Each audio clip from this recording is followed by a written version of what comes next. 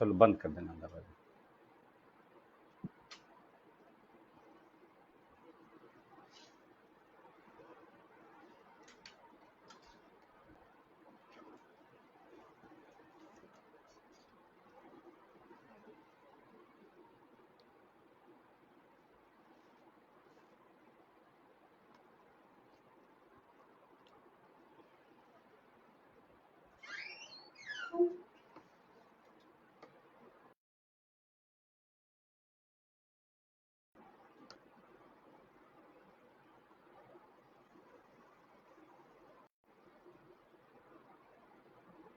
Good evening. मेरी आवाज जा रही है आप लोगों तक?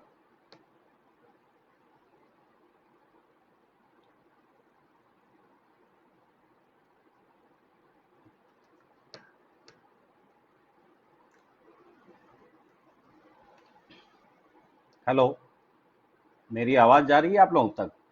यस बोले तो मैं कंटिन्यू करूं। एनीवन?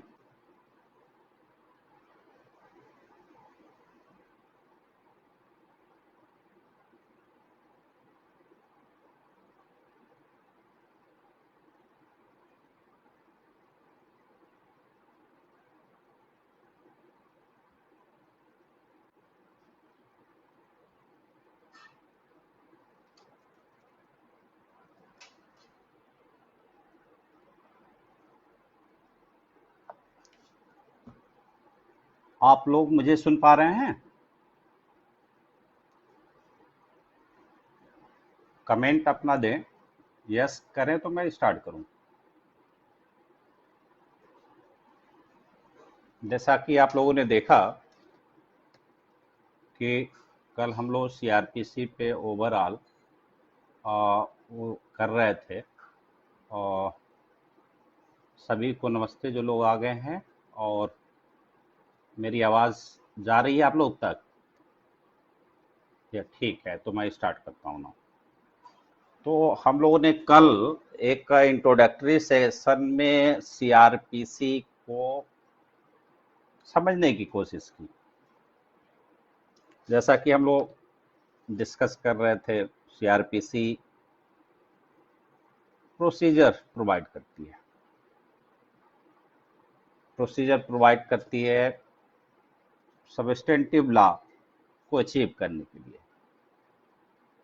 आईपीसी जैसे आप देखिए कि सबस्टेंटिव लॉ है, मौलिक विधि है। उसने किसी ऑफेंस को डिफाइन किया और देन उस ऑफेंस के लिए ये पनिशमेंट है। तो ऑफेंस का जो कमीशन है, जब पहली बार वो ऑफेंस कमिट होता है और उसके बाद जब उसका प्रॉपर ट्रायल होगा, investigation, then cognizance, then evidence, और फिर इस तरह से उस कन्विक्शन यदि होल्ड होता है, तो ये सारी प्रोसीजर क्या है, सीआरपीसी मिलेगी। तो सीआरपीसी हम लोग स्टार्ट करते हैं शुरू से, और ये जहाँ से स्टार्टिंग है सेक्शन 1 से करते हैं। हम लोगों ने देखा कि इसमें 37 चैप्टर है, 484 सेक्शन है, और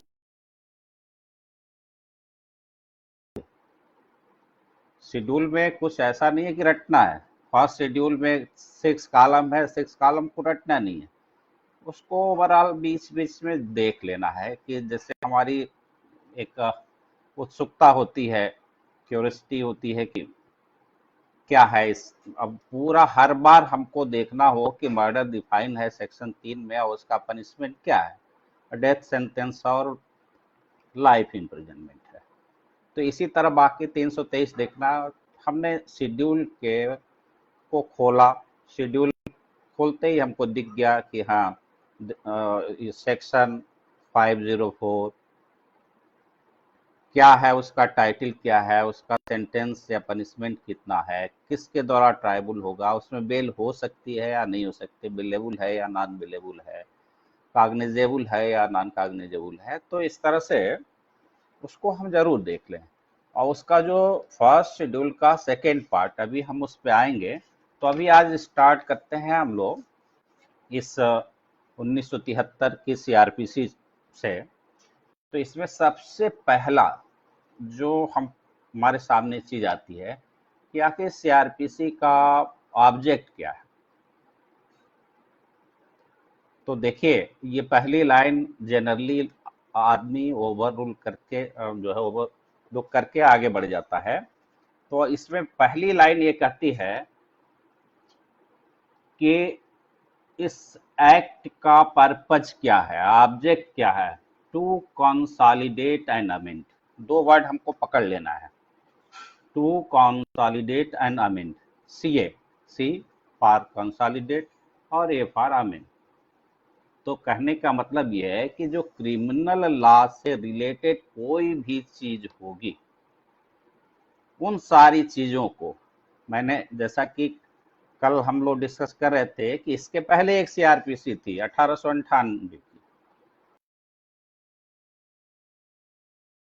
छिटपुट इधर उधर क्रिमिनल प्रोसीडिंग से रिलेटेड चीजें थी। तो उन सारी चीजों को कंसोलिडेट करने के लिए और जो पहले से चीजें बनी हुई थी उसको अमेंड करके एक नए फॉर्म में लाने के लिए, तो ये हमारा ये ऑब्जेक्ट है, an act to consolidate and amend the law relating to criminal procedure.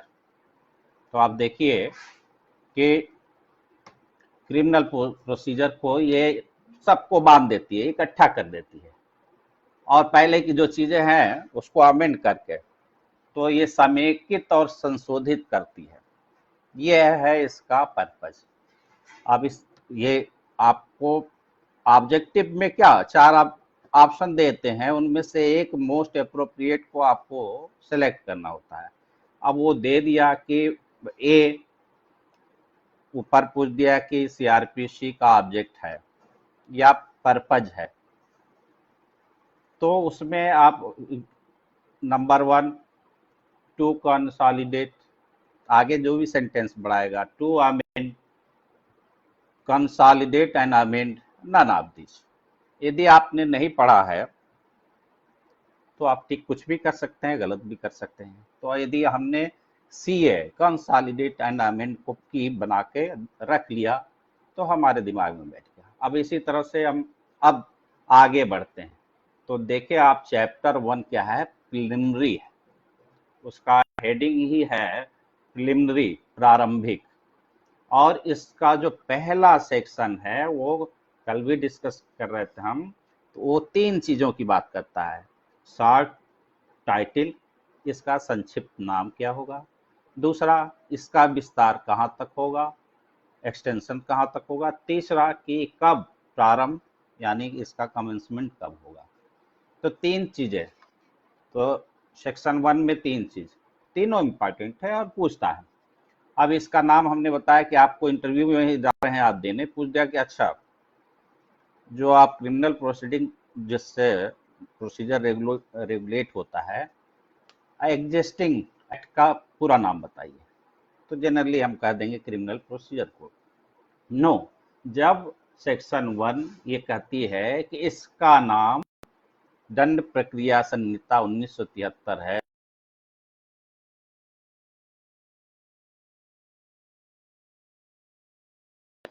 कि तो ओरिजिनल सीआरपीसी में एक एक्सेप्शन था कि ये जम्मू कश्मीर स्टेट पे अप्लाई नहीं होती थी, बट 1919 में सिनेरियो चेंज हो गई, जम्मू कश्मीर स्टेट भी नहीं रहा और इस लाइन को ओमिट कर दिया गया Jammu and Kashmir reorganisation act 2019 से। तो अब ये जो इसका एक का दो था ये फिनिश। अब एक तीसरा आता है, दूसरे पे हम फिर लौटेंगे। तीसरा आता है कि इसका कमेंसमेंट कब हुआ। तो आप देखें कि इसी एक्ट में 1(3) यानी सेक्शन 1 सब सेक्शन 3 धारा 1 उपधारा 3, 1(3) में ये कहता है कि डेट ऑफ कमेंसमेंट इसका 1 अप्रैल 1974 है। अब आप ये देखें कि जैसे जैसे एग्जाम्स को और कठिन बनाते जाएंगे, वैसे वैसे आपको छोटी छोटी चीजों में बारीकियां ढूंढनी पड़ेंगी। अब जैसे हमने देखा कि सीआरपीसी ऊपर देखा तो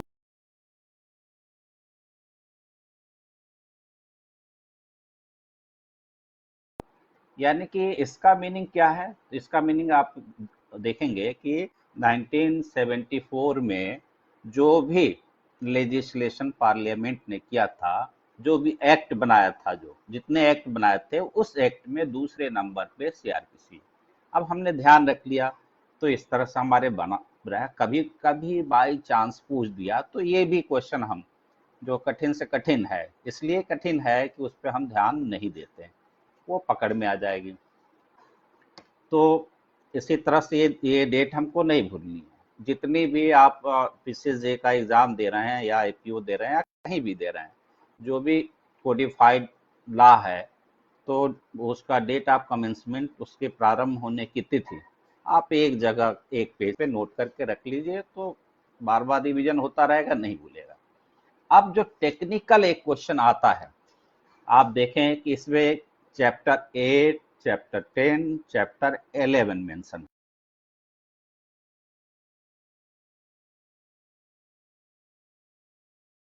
हाँ, दो एरियाज के लिए, उनमें से एक नागालैंड स्टेट है और दूसरा ट्राइबल एरिया। तो ये ट्राइबल एरिया और नागालैंड स्टेट को लेके सीआरपीसी का सेक्शन 1, 2 ये कहती है कि इन एरियाज में क्या लागू होगा और क्या नहीं लागू होगा। तो यही हमको आसानी से ये कर लेना है कि केवल 8, 10 और 11 ये नागालैंड स्टेट को और ट्राइबल एरिया को अप्लाई होंगे, बाकी के सीआरपीसी के चैप्टर और सेक्शंस अप्लाई नहीं होंगे। क्योंकि ये हमने यदि इसको तोड़ के नहीं रखा, अपने दिमाग में नहीं बिठाया, तो कंफ्यूज करेंगे, और 4 ऑप्शन हमेशा आपको कंफ्यूज करते हैं।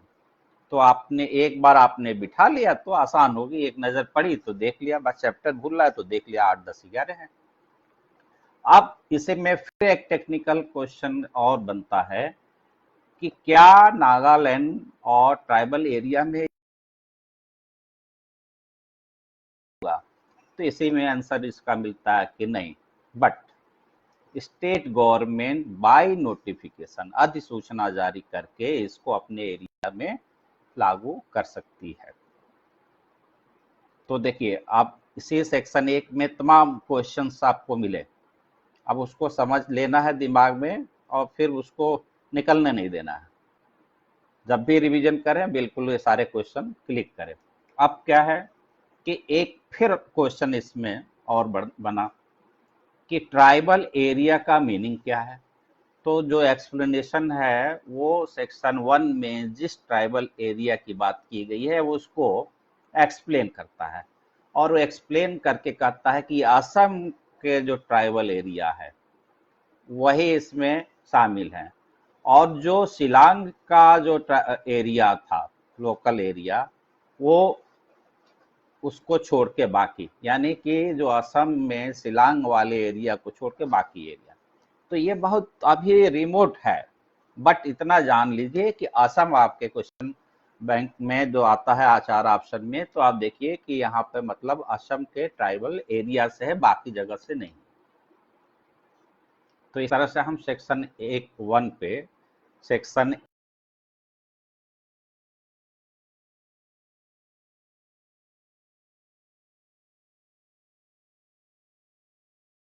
ने पहले ही बताया था कि इसका टाइटल डिफिनीशंस, परिभाषाएं है। और यहीं पे मैंने कहा था कि जब कभी देखे तो हम अपने को समझने समझाते हुए चलें।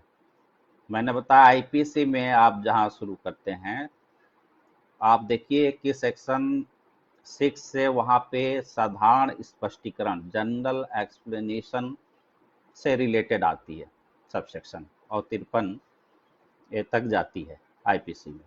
तो वो क्या कर रही है, वो जनरली वो जो वर्ड यूज है उसको एक्सप्लेन कर रही है, बट सीआरपीसी जो आपके जितने भी डिफिनेशंस इसमें दिए हैं उसको डिफाइन करती है। अब हमको बहुत ही यहाँ पे सतर्क होके चलना है। इन डिफिनेशंस की मदद हमेशा चलती है जब भी आपके डिस्क्रिप्टिव आंसर्स देने होंगे, तो आपको इनकी मदद की जरूरत पड़ेगी। ऑब्जेक्टिव ऑब्जेक्टिव में कुछ ना क्वेश्चन 2 या 3 क्वेश्चन इस पे डिफिनीशन से भी आ जाते हैं। इवन आपको ये भी देखना है कि ये किस क्लास में डिफाइन है, ए में है, बी में है, सी में है, डी है। तो आप देखिए कि ए से लेके जेड तक में यदि आप सर्च करेंगे तो इसमें केवल 13 लेटर ए से जेड के बीच के यूज, उनमें भी आप देखिए कि सी से 3 डिफिनीशन है, पी से आपके ऑलमोस्ट 6 डिफिनीशन है, 13 लेटर तो है ही नहीं उसमें। तो हम कोई की अपने दिमाग में बना लेना है सी, और अल्फाबेटिकली आप सी से देखें चार्ज है तो चार्ज सी एच से शुरू होता है, कॉग्निजेंस डिफाइन है तो सी ओ से शुरू होता है, कंप्लेंट डिफाइन है तो सी ओ एम से होता है। तो हम यदि कहीं ऑब्जेक्टिव में थोड़ा बहुत इधर उधर हो रहे हैं तो वहां पे क्या होता है, एक एलिमिनेशन का तरीका आपको डेवलप करना पड़ता है कि ये नहीं हो सकता, ये नहीं हो सकता, तो यही होगा। तो हम इस तरह से निकाल के पहुंच सकते हैं। तो आप देखिए, और अभी जैसे सेक्शन 2A, अब बेलेबल ऑफेंस में अब यहाँ पे डिफिनीशन हमको पहला क्वेश्चन इससे निकला है कि 2A में बेलेबल ऑफेंस डिफाइन है। अब क्या ये इस 2A में सारी जितनी भी मैटर दी है केवल वेलेबल ऑफेंस को डिफाइन किया है? नहीं, जब हम पूरा पढ़ेंगे तो हम देखेंगे इसमें ये भी बताया गया है कि नॉन वेलेबल क्या मतलब है। अब वेलेबल ऑफेंस को तो ये इन्होंने क्या किया, पॉजिटिव वे में चला कि ये है वेलेबल ऑफेंस, और नॉन वेलेबल के कहा कि नॉन वेलेबल वो है जो वेलेबल नहीं है, अदर देन वेलेबल ऑफेंस। तो आप देखिए कि आपको उसमें आप करें कि सेक्शन 2 डिफाइन करता है number 1 bailable offence, number 2 non bailable, number 3 bailable and non bailable both, number 4 none of this या ऑल ऑफ दिस। तो अब आपको देखना है कि इन 4 यदि आंसर आपके सही हैं तो सबसे ज्यादा मोस्ट अप्रोप्रिएट आंसर क्या होंगे, वेलेबल और नॉन वेलेबल दोनों करता है। अब यहाँ पे एक फिर आता है कि आखिर कौन से ऑफेंस अवेलेबल है। तो आप देखेंगे, मैंने बात की थी शेड्यूल की कि ये इतने चैप्टर, इतने सेक्शन, 37 चैप्टर, 484 सेक्शन और 2 शेड्यूल। तो शेड्यूल 1 वो ऑफेंस के क्लासिफिकेशन की बात करता है, जितने ऑफेंसेज हैं आईपीसी में, और शेड्यूल 1 का पार्ट 2 क्या क्लासिफाई करता है, अदर देन आईपीसी के जो ऑफेंसेज है उसको क्लासिफाइड करता है। इस अंतर को हमेशा फॉर एवर पूरा लाइफ लॉन्ग लीगल फील्ड में भी है तो हमको दिमाग में रखना पड़ेगा। कोर्ट में आप एज ए जज, as a prosecutor, as a defence counsel जो है तो आपको पता होना चाहिए, क्योंकि आईपीसी से अदर देन जो ऑफेंसेज हैं उनमें कैसे पता चलेगा कि कोई वेलेबल है कोई नॉन वेलेबल है। तो वो शेड्यूल 1 का जो सेकेंड पार्ट है मुश्किल से 1 पेज का है, और शेड्यूल 1 काफी बड़ा है, मैक्सिमम पार्ट आपका आईपीसी से है। तो अभी उस चार्ट पे हम आएंगे। तो आप देखिए कि ये कह रहा है कि जो फर्स्ट शेड्यूल में जिस ऑफेंस को अवेलेबल शो किया गया है, तो देखिए क्या है, मैंने कहा कि 6 कॉलम है।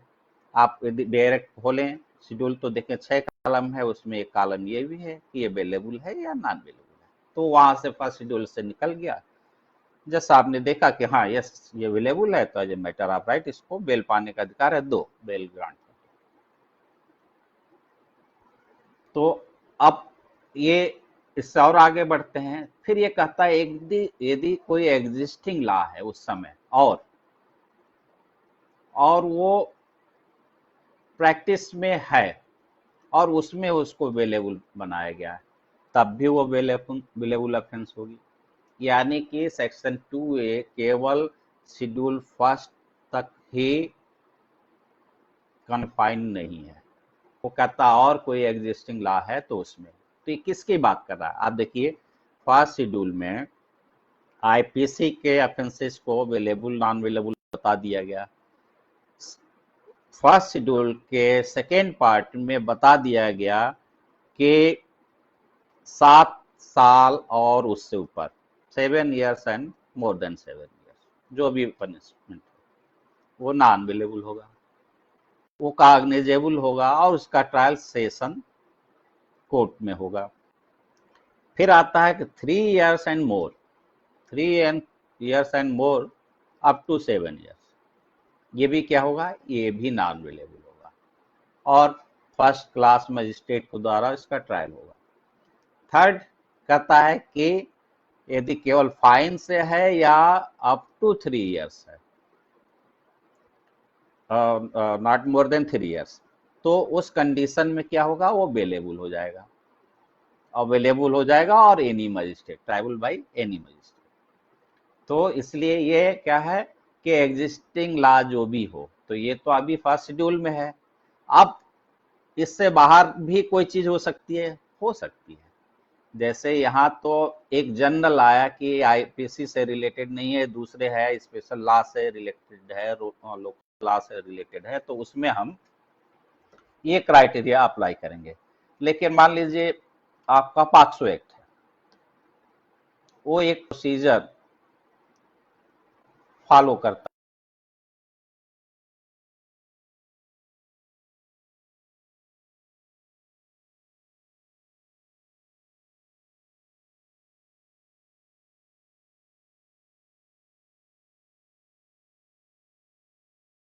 कि जो भी आ, उस टाइम पे कोई अदर लॉ है जो एग्जिस्ट कर रही है, तो उसमें ये है।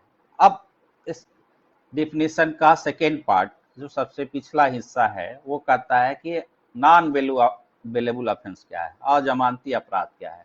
तो अजमानती अपराध वे हैं जो जमानती नहीं है, यानी न तो फर्स्ट शेड्यूल में वो अवेलेबल बनाए गए हैं, ना फर्स्ट शेड्यूल के सेकेंड पार्ट में अवेलेबल बनाए गए हैं, और ना ही किसी और स्पेशल या लोकल लॉ में उसको अवेलेबल बनाया गया है। तो वो सारे जो बचे हुए हैं वो सब क्या हो जाएंगे? नॉन अवेलेबल हो जाएंगे। तो इस तरह से हमने अवेलेबल ऑफेंस किया है। बेल का जब चैप्टर आप आएंगे तो वो चैप्टर 33 है।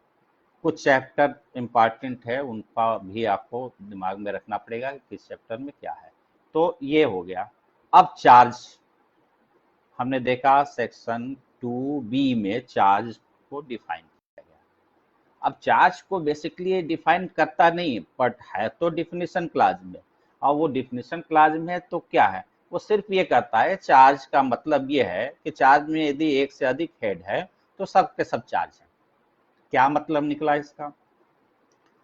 इसको आप यूं प्रैक्टिकली देखिए कि किसी एक्यूज ने या मोर देन वन एक्यूज ने 323, 504, 506 का ऑफेंस कमिट किया, मतलब किसी को मारा, पीटा, गालियां दी और धमकाया, थ्रेटनिंग की। 323, 504, 506 है। अब जब कोर्ट में मजिस्ट्रेट साहब को चार्ज फ्रेम करना होगा तो इसमें फॉर्म भी दिया हुआ है कि चार्ज किस फॉर्म में वो होना है का। तो सिंगल हेड का हो सकता है, मोर देन वन हो सकता है। तो वो जब चार्ज बनाएंगे तो बताएंगे कि ये 323 का आपके विरुद्ध बनता है, एलिगेशन है, ये 504 का बनता है, ये 506 का बनता है। तो आप देखिए कि इसमें जो बात आई है कि जब चार्ज में मोर देन वन हेड हो तो कोई भी हेड इटसेल्फ चार्ज है, यानी 323 भी आपको चार्ज किया गया, 504 भी चार्ज किया गया और 506 भी। तो ये सिंपल सी आपकी मीनिंग है। फिर आप आते हैं सी, 2C। 2C को आप समझ लें कि बड़ा इंपॉर्टेंट है। ये बात करता है दो चीजों की कि व्हाट इज कॉग्निजेबल ऑफेंस और क्या और कौन से केसेस कॉग्निजेबल है। तो दो वर्ड यूज हुआ है, cognizable offence and cognizable case. तो इसका एक प्लेन मीनिंग जो है हमको ये देखना है कि जिसमें police officer without warrant arrest कर सकता, वो कॉग्निजेबल ऑफेंस या कॉग्निजेबल केस होगा। फिर इसको और थोड़ा इनलार्ज करते हैं, तो ये कहता है कि जिसमें पुलिस ऑफिसर फर्स्ट शेड्यूल में या कोई एग्जिस्टिंग लॉ है उसके अकॉर्डिंग विदाउट वारंट अरेस्ट कर सकता है, उसको पावर है, तो वो कॉग्निजेबल ऑफेंस होगा और वो केस कॉग्निजेबल केस होगा। सिंपल सा आपका ये मीनिंग इससे निकलता है। अब आप आगे जाएंगे तो देखिए यहीं पर ध्यान रखना है कि यहाँ कॉग्निजेबल 2C में डिफाइन है, तो आगे हम देखेंगे कि 2L में नॉन कॉग्निजेबल ऑफेंस डिफाइंड है और नॉन कॉग्निजेबल केस कौन सा है, तो इसी का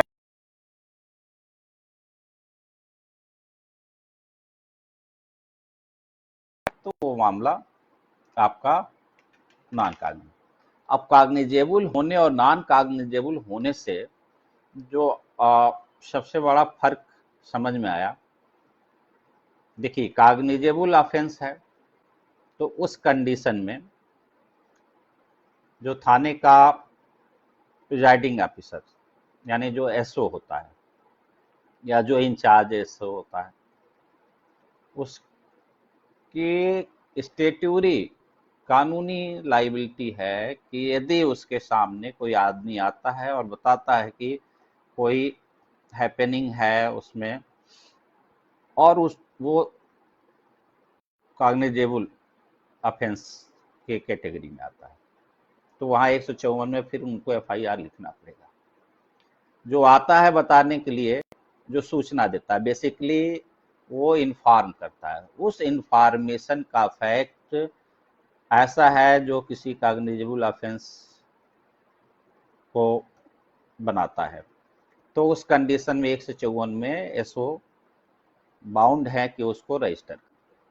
यदि वो लिख के देता है तो करेंगे, लिख नहीं पाता है तो बोलेगा तो थानेदार साहब उसको लिखवाएंगे या लिखेंगे और फिर उसको उसके एक चिक किता करेंगे, चिक एफआईआर जो फॉर्मेट होता है दैट इज कॉल्ड चिक, तो उसको करेंगे।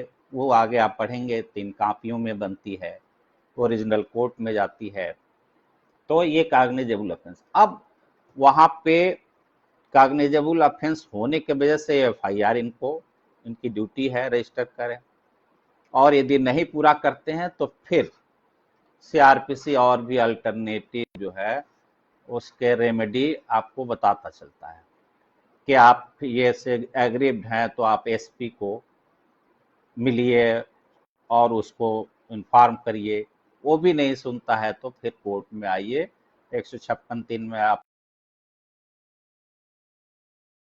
एफआईआर करेगी। कमांड एफआईआर मतलब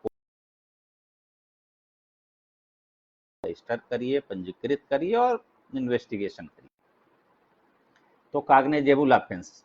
और यहाँ कॉग्निजेबल और नॉन कॉग्निजेबल का फर्क ये भी निकला कि यहाँ पे अब ये जो कोतवाल साहब एसओ हैं, जो भी उसमें आईओ बना इन्वेस्टिगेटिंग ऑफिसर, वो कोर्ट से उसको परमिशन की आवश्यकता नहीं है इन्वेस्टिगेट करने के लिए, लेकिन यदि वो नॉन कॉग्निजेबल है तो वो एनसीआर केसेस कहलाता है, एनसीआर, जिसमें पुलिस सीधे सीधे इंटरवेन नहीं कर सकती, और वहां पे बिना मजिस्ट्रेट के परमिशन के आप भले ही आपने एनसीआर 155 सेक्शन 155 में रजिस्टर कर लिया है, आप उसको इन्वेस्टिगेट नहीं कर सकते।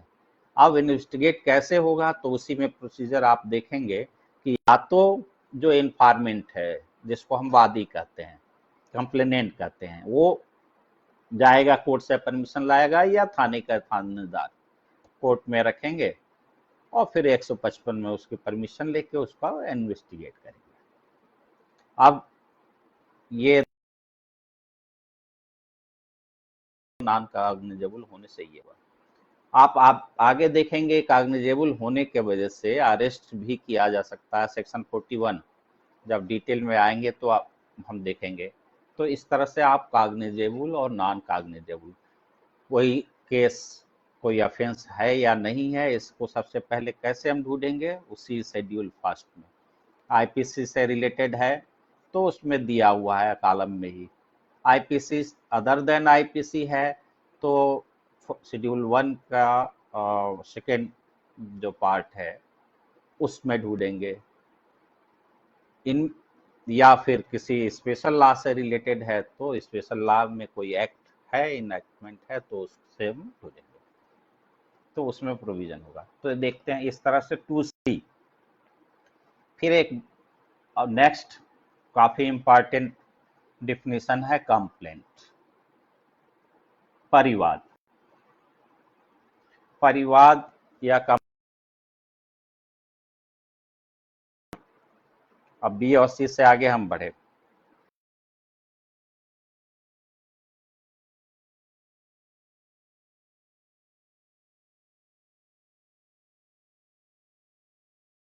है, प्री का भी है, आपके इंटरव्यू का भी है।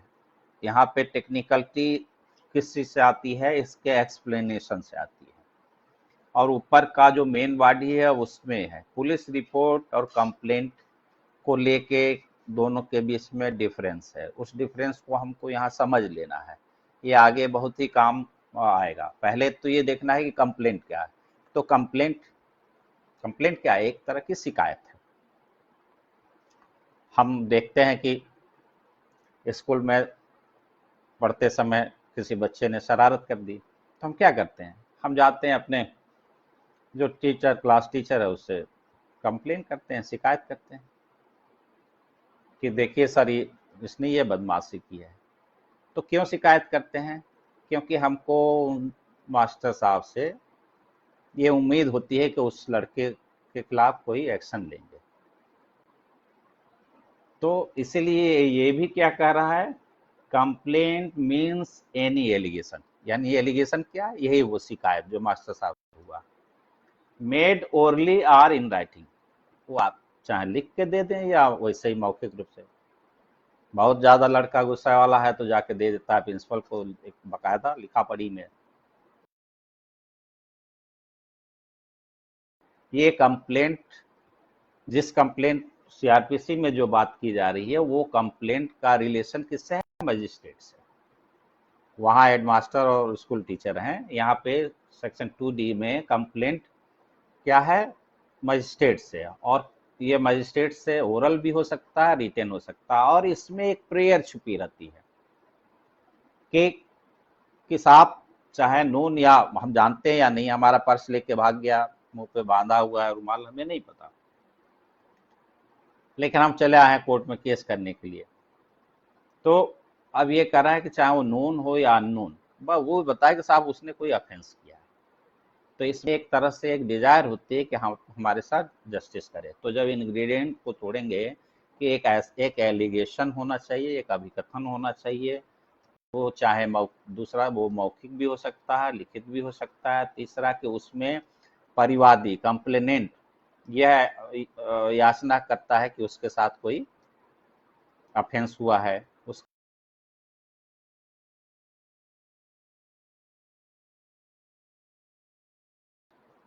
अब इसी का कंप्लेंट का जो सेकेंड पार्ट है, कंप्लेंट तो हम लोग समझ लिए कि एक तरह की शिकायत जो मजिस्ट्रेट साहब से की जाएगी।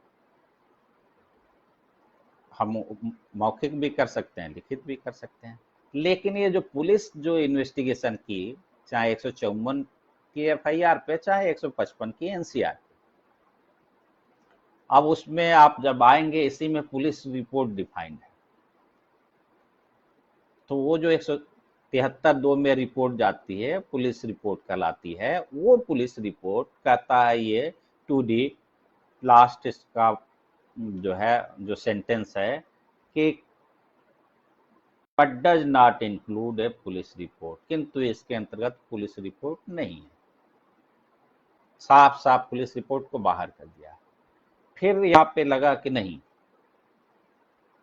सारी पुलिस रिपोर्ट को बाहर नहीं किया जा सकता, बाहर केवल जो सीरियस नेचर के हैं, काग्निजेबल हैं, उनको बाहर कर सकते हैं। इसीलिए यहाँ एक्सप्लेन करता है कि जब इन्वेस्टिगेशन हो जाए और उससे ये लगे कि कोई नॉन काग्निजेबल असंज्ञेय अपराध हुआ है, तब जो रिपोर्ट 173(2) में मजिस्ट्रेट को दी जाएगी उसको कंप्लेंट समझा जाएगा। यानी एक डीम्ड पोजीशन है जिसमें उसको विधि की कल्पना से, विधि के प्रिजम्पशन से ये डीम्ड कर लिया गया कि वो कंप्लेंट है, पुलिस रिपोर्ट है, बट उसको जुडिशियल पर्पज से उसको कंप्लेंट समझा जाएगा लॉ के फिक्शन से। और जिस आईओ ने वो रिपोर्ट फाइल की है, जो पुलिस, यहाँ पुलिस ऑफिसर मतलब वही आईओ, इन्वेस्टिगेटिंग ऑफिसर, विवेचना अधिकारी, उसको यहाँ पे कंप्लेनेंट, परिवादी समझ लिया जाएगा। अब आप जाएंगे कोर्ट में, जो लोग काम करते होंगे देखेंगे भी कि बहुत टेक्निकल लोग हैं, तो जब तक उसमें आईओ नहीं आता लोग लेते नहीं चार्जशीट, कहते हैं कि नहीं इसको तो हम कंप्लेंट कहते रहे। अब कंप्लेंट केस होने और पुलिस केस होने, पुलिस केस जिसको हम स्टेट केस कहते हैं, कंप्लेंट के मैटर में और पुलिस केस के मामले में प्रोसीजर अलग हो जाती है। आप देखिए, जब वारंट ट्रायल में आप आएंगे तो देखेंगे दो तरह का प्रोसीजर है। एक जो पुलिस रिपोर्ट पे इंस्टीट्यूट होता है, ट्रायल होता है, और एक अदर देन पुलिस रिपोर्ट। तो अदर देन में ये कंप्लेंट वाला भी आता है। तो अब यहाँ पे परिवादी और कंप्लेनेंट कौन हो जाएगा? Non cognizable case. लास्ट में भले ही आपने कॉग्निजेबल का किया, लास्ट में लगता है कि नहीं 506 नहीं है और 323 और 504 है, तो ये नॉन कॉग्निजेबल है। तो 323 और 504 में यदि सीआरपीसी को स्ट्रिक्टली लागू करे कोर्ट मजिस्ट्रेट, तो कहेगा नो, ये कंप्लेंट की तरह चलेगा। कंप्लेंट के चलने का मतलब कि गवाह आप बुलवाएंगे, गवाहों की लिस्ट आप देंगे, उसके खर्चे भी उठाएंगे आप। तो इस वजह से कंप्लेंट के और स्टेट केस की प्रोसीडिंग डिफरेंट हो जाती है। आगे हम लोग डिस्कस करेंगे। तो यहाँ आपको क्या करना है, बेसिक चीज कि सेक्शन 2D कंप्लेंट को डिफाइन करता है। ये भी कहता है कंप्लेंट में पुलिस रिपोर्ट नहीं है, और ये भी कहता है कि यदि नॉन कॉग्निजेबल असंज्ञेय अपराध लास्ट में आपके हाथ में बचता है तो वो रिपोर्ट पुलिस रिपोर्ट कंप्लेंट कहलाएगी, और जो आईओ ने फाइल किया है उसको, वो पुलिस ऑफिसर उसका कंप्लेनेंट, परिवादी कहलाएगा। तो इतनी चीज बिल्कुल हमको कहीं से कोई इसमें मिस नहीं करनी है। अब देखिए नेक्स्ट 2E में हाई कोर्ट डिफाइन है। जनरली हाई कोर्ट पे प्रीलिम्स पे क्वेश्चन नहीं आता है, बट ये जान लीजिए कि अब आपको प्रैक्टिकली इसको समझना कैसे है।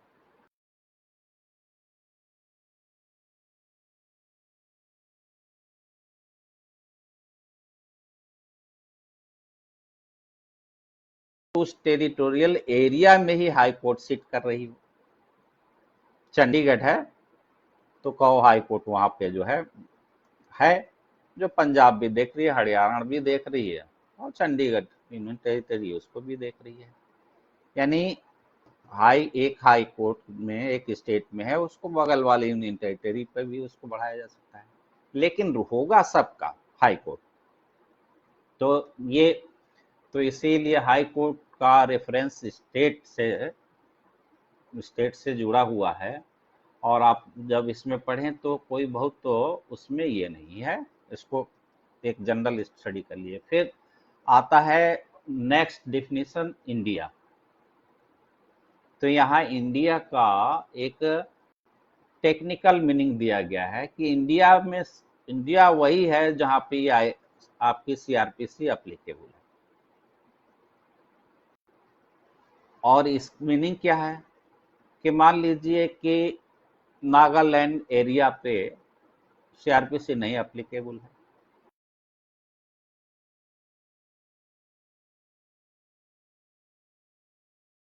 एरिया को लेके जो कुछ बना होगा लीगल स्ट्रक्चर, उससे गवर्न होगा, फिर ये हम उसको जबरदस्ती उस पर सीआरपीसी थोप नहीं सकते।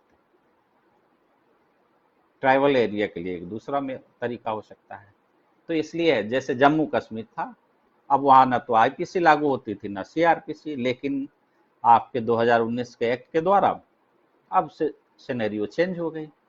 तो कहने का मतलब कि यहाँ पे दो चीज इस डिफिनीशन में ढूंढना है कि इंडिया का डिफिनीशन सीआरपीसी में है, दूसरा कहाँ पे है, तो इंडिया हमारे 2F में है। ठीक है, बस अब इससे ज्यादा इसमें इंफॉर्मेशन की नहीं जरूरत है। फिर आपका आता है, अब कंटिन्यूटी में इंडिया के बाद पहले नंबर पे इंडिया आया, और आई से आपकी इंक्वायरी भी हो गई, इन्वेस्टिगेशन भी हो गया।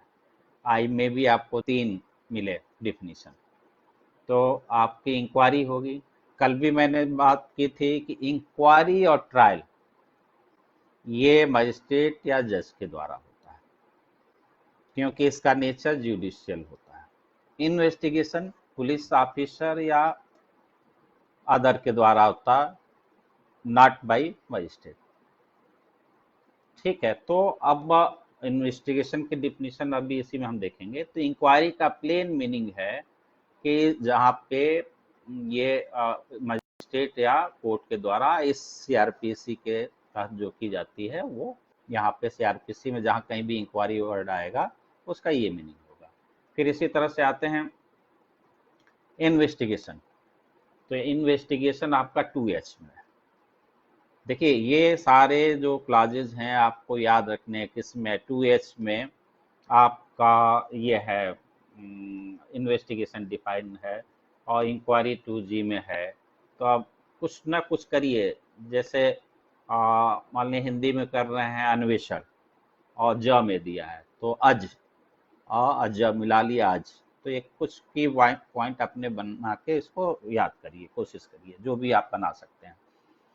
अब फिर आता है इन्वेस्टिगेशन। इन्वेस्टिगेशन तो सीआरपीसी में बहुत सारी जगहों पे है।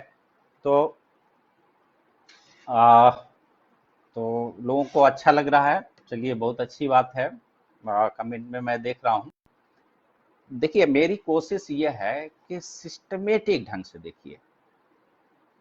एक स्वेटर जो बुनी जाती है, आप देखिए जब उसको खोलना होता है, एक की पॉइंट होता है, वहां से खींचा आपने धीरे धीरे पूरा एक एक निकल जाएगा और कहीं धागा खराब नहीं होगा, आप फिर से उस पर बुनाई कर सकते हैं। और ये तरीका हमको अपने स्टडी में भी अप्लाई करना है, और इस सिस्टमेटिक ढंग से चलेंगे। आज इसको हमने समझ लिया तो ये फॉर एवर के लिए हो गया, और ये आपको मदद देगी सबसे ज्यादा कहाँ पे, आपको मेंस में देगी, इंटरव्यू में देगी। और प्री, यदि आपने प्री नहीं क्वालिफाई की तो सब बेकार हो जाएगा। तो करना ये है कि पहली सीढ़ी तो क्रॉस करना ही है, और आगे फतह भी हासिल करनी है। तो इन्वेस्टिगेशन में देखिए कि सेक्शन 2J या 2H, इंग्लिश में 2H डिफाइन करिए, कहीं से जोड़ लीजिए इसको। 2H में इन्वेस्टिगेशन डिफाइन है, तो आप देखिए जैसे कॉन्ट्रैक्ट पड़ा है तो 2H में वहाँ कॉन्ट्रैक्ट की डिफिनेशन है, तो वो कर लीजिए।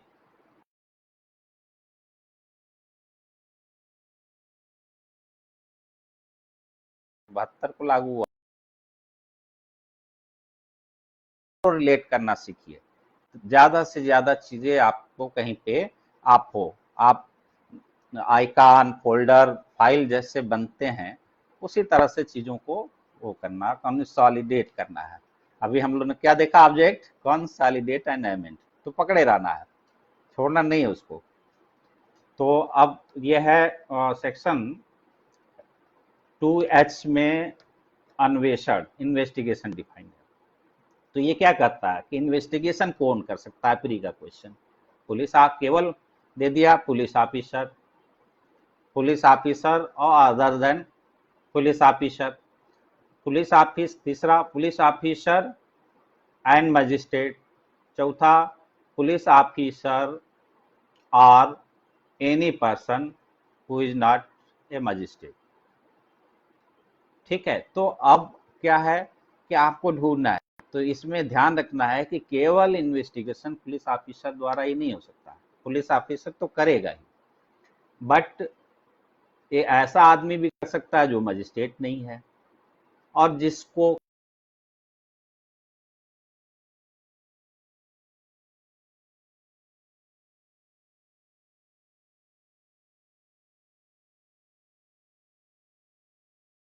200 सेक्शन 200 से लेकर 203 तक में आप देखिए कि कंप्लेंट से रिलेटेड प्रोसीडिंग दिया हुआ।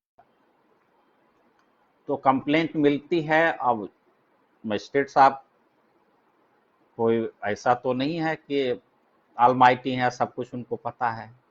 तो एक सही कंक्लूजन तक पहुंचने के लिए, क्योंकि एविडेंस का पर्पस क्या होता है, इसी में दिया हुआ है, टू कलेक्ट ऑफ एविडेंस, साक्ष्य को संकलित करना, साक्ष्य को एकत्र करना। तो ये इन्वेस्टिगेशन का पर्पस यहीं पे आ गया कि साक्ष्य को एकत्र करना, टू कलेक्ट द एविडेंस। तो अब वही एविडेंस कलेक्ट करने के लिए सेक्शन 202 में मजिस्ट्रेट ऑर्डर कर सकता है, और मजिस्ट्रेट ऑर्डर करेगा, फिर वो पुलिस क्या करेगा, एक रिपोर्ट बना के अपनी जो एविडेंस उसने कलेक्ट किया है, सारी लिस्ट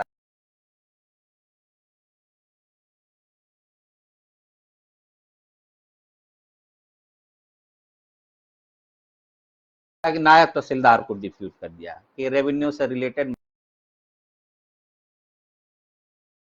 वो करिए, तो कर सकता है, ठीक है ना। तो वो नायब तहसीलदार ने जो प्रोसीडिंग जो उन्होंने अप्लाई, वो भी दैट इज कॉल्ड इन्वेस्टिगेशन, 202 में उसने दिया। तो यहीं पे हमको समझ लेना है कि इन्वेस्टिगेशन केवल पुलिस ऑफिसर ही नहीं, दूसरा कोई पर्सन कर सकता है, लेकिन उसकी शर्त है कि वो मजिस्ट्रेट न हो, और वो मजिस्ट्रेट ने उसको आदेश दिया। यानी खुद मजिस्ट्रेट अपने नहीं कर सकता। एक बार तो ये निकली, जो खुद ऑर्डर दे रहा है वो खुद नहीं कर सकता। यहाँ पे बिल्कुल साफ लिख दिया, क्योंकि अभी आप आगे जब पढ़ेंगे तो आप देखेंगे कि मजिस्ट्रेट अरेस्ट के लिए वारंट करता है पकड़ने के लिए, तो खुद भी उसको अरेस्ट कर सकता है। जब आप सेक्शन 44 पढ़ेंगे इसी में आगे तो देखेंगे। तो इसीलिए हर चीज को लॉ में ये होता है ना कि ये बही खाते की तरह है कि हमको वसूली करना है पैसा, तो भैया दिखाओ कहाँ हमारा बकाया है, तो उसी तरह लॉ भी दिखानी पड़ती है। तो अब क्या है, इन्वेस्टिगेशन में का पर्पस क्या है, एविडेंस कलेक्ट करना। कौन कर सकता, पुलिस ऑफिसर और अदर पर्सन। कौन नहीं कर सकता, मजिस्ट्रेट नहीं कर सकता।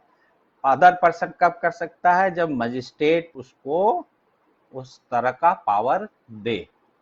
ओके, तो फिर इस तरह से आपको देखिए कि इन्वेस्टिगेशन की बात आई। इन्वेस्टिगेशन के लिए क्या प्रोसीजर अप्लाई किया जाएगा, आप 154 से लेके आएंगे 176 तक, तो सारी चीजें उसमें आपकी आ जाएगी। वहीं से इन्वेस्टिगेशन स्टार्ट होगा। फिर उसके बाद उसी में साइट प्लान पे जाएंगे, जहां प्लेस ऑफ ऑकरेंस है वहां जो आईओ एक मानचित्र बनाता है, मैप,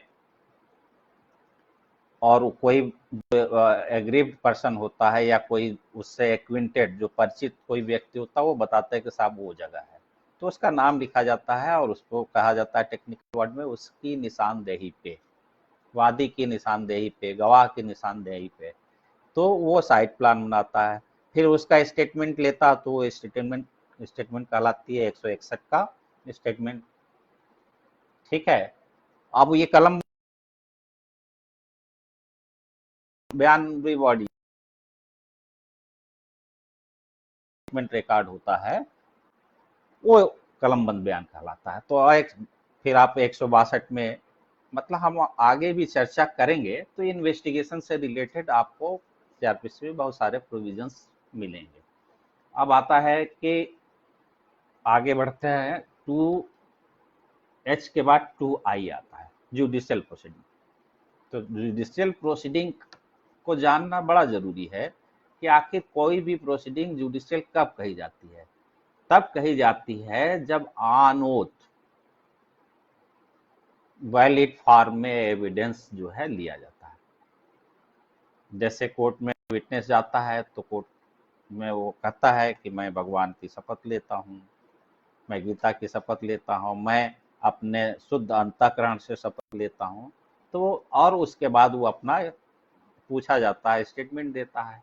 तो यानी कि एविडेंस ऑन ओथ जिसको लेने की पावर है और जो ली जाती है, वो प्रोसीडिंग क्या हो जाती है, आपका जुडिशियल प्रोसीडिंग हो सकता है। आप डिफिनीशन पढ़िए तो ये मीनिंग आएगी। तो अब फिर नेक्स्ट बढ़ते हैं लोकल ज्यूरिसडिक्शन। तो आप ये देख लीजिए कि लोकल ज्यूरिसडिक्शन है आपके जे में, और जे में देख लेंगे कि लोकल ज्यूरिसडिक्शन क्रिएट कौन करता है। ये लोकल ज्यूरिसडिक्शन को डिसाइड करती है स्टेट गवर्नमेंट। स्टेट गवर्नमेंट भी ऐसे हवा हवा नहीं कि कोई आदेश कर दिया, उसका बाकायदे नोटिफिकेशन करती है। नोटिफिकेशन करने का मतलब क्या होता है कि गजट में उसको पब्लिश किया जाता है, और गजट में जब पब्लिश होता है, जो राजपत्र होता है, उसमें जब पब्लिश कर दिया जाता है तो ये माना जाता है कि वो सबकी जानकारी में आ गई। क्यों? पब्लिश आपने नहीं किया तो फिर उसका लाभ आपको नहीं मिलेगा स्टेट को, कि तब वो मैगजीन का भी आपको लाभ नहीं मिलेगा कि ignorance of law is no excuse. विधि की भूल क्षमा नहीं होती। विधि की भूल, विधि तब प्रभाव में आती है जब उसका प्रकाशन हो जाता है। आप देखें, इसलिए आप जब आगे पढ़ेंगे कॉन्स्टिट्यूशन या एडमिनिस्ट्रेटिव लॉ में आपने पढ़ा होगा, एक स्टेट वर्सेज हारला का केस है। कहा कि बिना पब्लिकेशन का कोई एक्ट रेगुलेशन को एग्जिस्टेंस में नहीं माना जाएगा, तो पब्लिकेशन मस्ट है। तो इसलिए यहाँ लिखा रहता है कि बाय नोटिफिकेशन, अधिसूचना के द्वारा। तो ये जैसे अभी ये इस एक्ट में धारा 1(3) में ये बताया गया 1 अप्रैल 1974 से एप्लीकेबल है, लागू है। कुछ में नहीं दिया था, उसमें दिखता है कि सेंट्रल गवर्नमेंट वो एक डेट नोटिफाई करेगी, उस डेट से लागू होगा। तो नोटिफिकेशन का मतलब होता है कि जब गजट में आ जाता है तब वो नोटिफाइड हो जाता है। तब कोई ये आदमी प्ली नहीं कर सकता है कि उसको पता नहीं था कानून। आपको पता हो या ना हो, कानून का यदि पब्लिकेशन है तो उससे आप बाउंड हैं। तो ये आप देखें लोकल ज्यूरिसडिक्शन आपका डिफाइन है सेक्शन में, उसको आपको ध्यान में रखना है। और स्टेट गवर्नमेंट कर सकती है, और वो ज्यूरिसडिक्शन में फेर बदल भी कर सकती है, एरिया डिसाइड कर सकती है, पूरे स्टेट में कर सकती है, उसके पार्ट में कर सकती है। ये सारे आपको ध्यान देना। अब एक इसके बाद आता है मेट्रोपॉलिटन एरिया। ये आपके 2K में, के मतलब 1000 सेक्शन 8 में जो का इसमें जिक्र आया, और जब 1000 की बात आई तो हम इसको खींच के लाखों तक ले जाएंगे कि मेट्रोपॉलिटन एरिया क्या है। तो आप जब जाएंगे तो ये पॉपुलेशन के सेंस में ये इसको डिफाइन किया गया है, प्रोवाइड करता है सीआरपीसी कि 10 लाख कम से कम क्या कहलाए। जैसे यूपी में आपका कानपुर है, क्योंकि वो नोटिफाइड है। कुछ जब ये एक्ट बना तो कुछ जो है प्रेसिडेंटी स्टेट थे, जैसे मद्रास, कोलकाता, मुंबई। तो ये पहले से ही वो थे मेट्रो एरियाज, तो उनको डीमिंग क्लास से मान लिया गया कि हाँ ये मेट्रोपॉलिटन एरिया है। मेट्रोपॉलिटन एरियाज में जो जुडिशियल ऑफिसर्स का टाइटल होता है चेंज हो जाता है। वहाँ मेट्रोपॉलिटन मजिस्ट्रेट होता है, चीफ मेट्रोपॉलिटन मजिस्ट्रेट होता है, जैसे यहाँ पे सीजीएम और एसीजीएम और जेएम होते हैं, उसी तरह उनके यहाँ भी कैटेगरी है।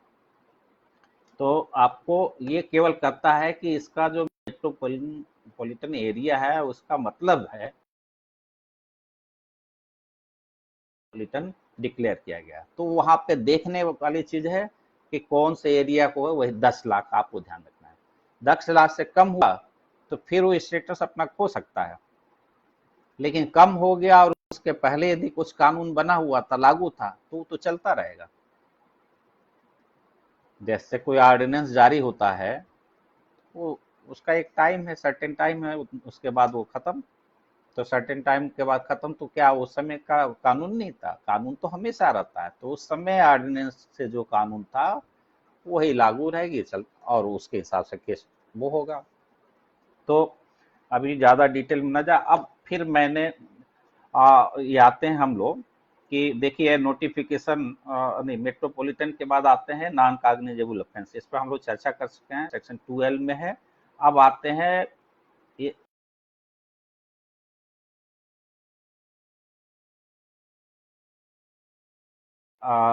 के बाद का सेक्शन है नोटिफिकेशन और नोटिफिकेशन। ठीक, नेक्स्ट आते हैं ऑफेंस 2N। और मैंने यही कहा कि एक अभी पिछले एग्जाम में क्या हुआ कि लोगों ने गलत कर दिया। ऑफेंस देखा, उसमें सेक्शन में ऑप्शन जो दिया गया सेक्शन 40 दिया हुआ था। आईपीसी हम ध्यान से पढ़ते हैं, वो पढ़ने में थोड़ा ठीक भी लगती है। ये प्रोसीजर है, थोड़ा सा जो है बोरिंग भी लगती है। तो अब बोरिंग यदि लगेगी तो पकड़ में नहीं आएगी, तो इंटरेस्ट क्रिएट करना पड़ेगा। तो उस हिसाब से आप ये देखिए कि वहाँ हमने कहा कि वहाँ जनरली एक्सप्लेन किया गया है, सेक्शन 6 से लेकर 53 तक में जाएंगे तो यहाँ ये डिफाइन किया गया है। तो ऑफेंस डिफाइन किया गया है इसमें सेक्शन 2N में। तो ये गलती नहीं करनी है किसी को, ठीक है। तो ऑफेंस का मतलब क्या है? ऑफेंस का मतलब ये कहता है कि कोई भी एक्ट या ओमिशन, कोई भी कार्य या लोग जिसको किसी भी कानून के तहत पनिशेबल बनाया गया हो, ये हो गया ऑफेंस का डिफिनीशन। फिर इसका जो लास्ट का सेंटेंस वो ये कहता है कि भाई इस ऑफेंस को जो आपका एक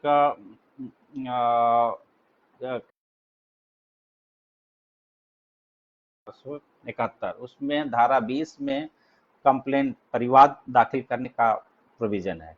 तो वो जो परिवाद होगा उसको भी ऑफेंस समझा जाएगा। यानी कानून की अवधारणा लीगल फिक्शन से एक डीम्ड पोजीशन हो गई कि वो कंप्लेंट भी ऑफेंस के कैटेगरी में आएगी। तो ऑफेंस, तो यहाँ पे ध्यान रखना है कि ऑफेंस डिफाइन है, सेक्शन 2N में है। अब एक नेक्स्ट जो पैरा है, officer in charge of A police station, इस पे भी क्वेश्चन प्री में प्रायः आते हैं। तो क्या निकलता है कि भाई थाने का जो इंचार्ज कौन है, भारसाधक अधिकारी कौन है? तो जाहिर सी बात है उसको हिंदी में कहते हैं थाना अध्यक्ष, अंग्रेजी में स्टेशन ऑफिसर, शॉर्ट में SO। बड़ा थाना है तो इंस्पेक्टर का थाना है तो वहाँ निरीक्षक, प्रभारी निरीक्षक या इंस्पेक्टर कहलाता है। तो अब यह है कि मान लो नहीं है, छुट्टी पे चला गया, बीमार हो गया, कहीं और ड्यूटी लग गई है, तो थाना तो बिना प्रभारी के तो होगा नहीं। अब वो कार्यवाहक प्रभारी होगा, एक्टिंग होगा, वही इंचार्ज होगा। तो कौन बन सकता है? थाने में तो बहुत सारे रहते हैं, नीचे चपरासी तक भी रहता है, तो थाने का पुलिस का पार्ट तो है, लेकिन वो नहीं हो सकता। इसीलिए ये एक लिमिट बनाते हैं कि इसमें जो इंचार्ज का मतलब है कि यदि वो नहीं है, जो प्रिजाइडिंग ऑफिसर है SO है तब तो वो तो है ही है, लेकिन वो यदि नहीं है तो उससे रैंक में नीचे हो, लेकिन कांस्टेबल यानी सिपाही से ऊपर हो।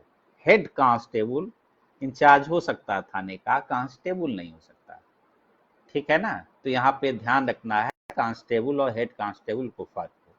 हेड कांस्टेबल भी इंचार्ज हो सकता है।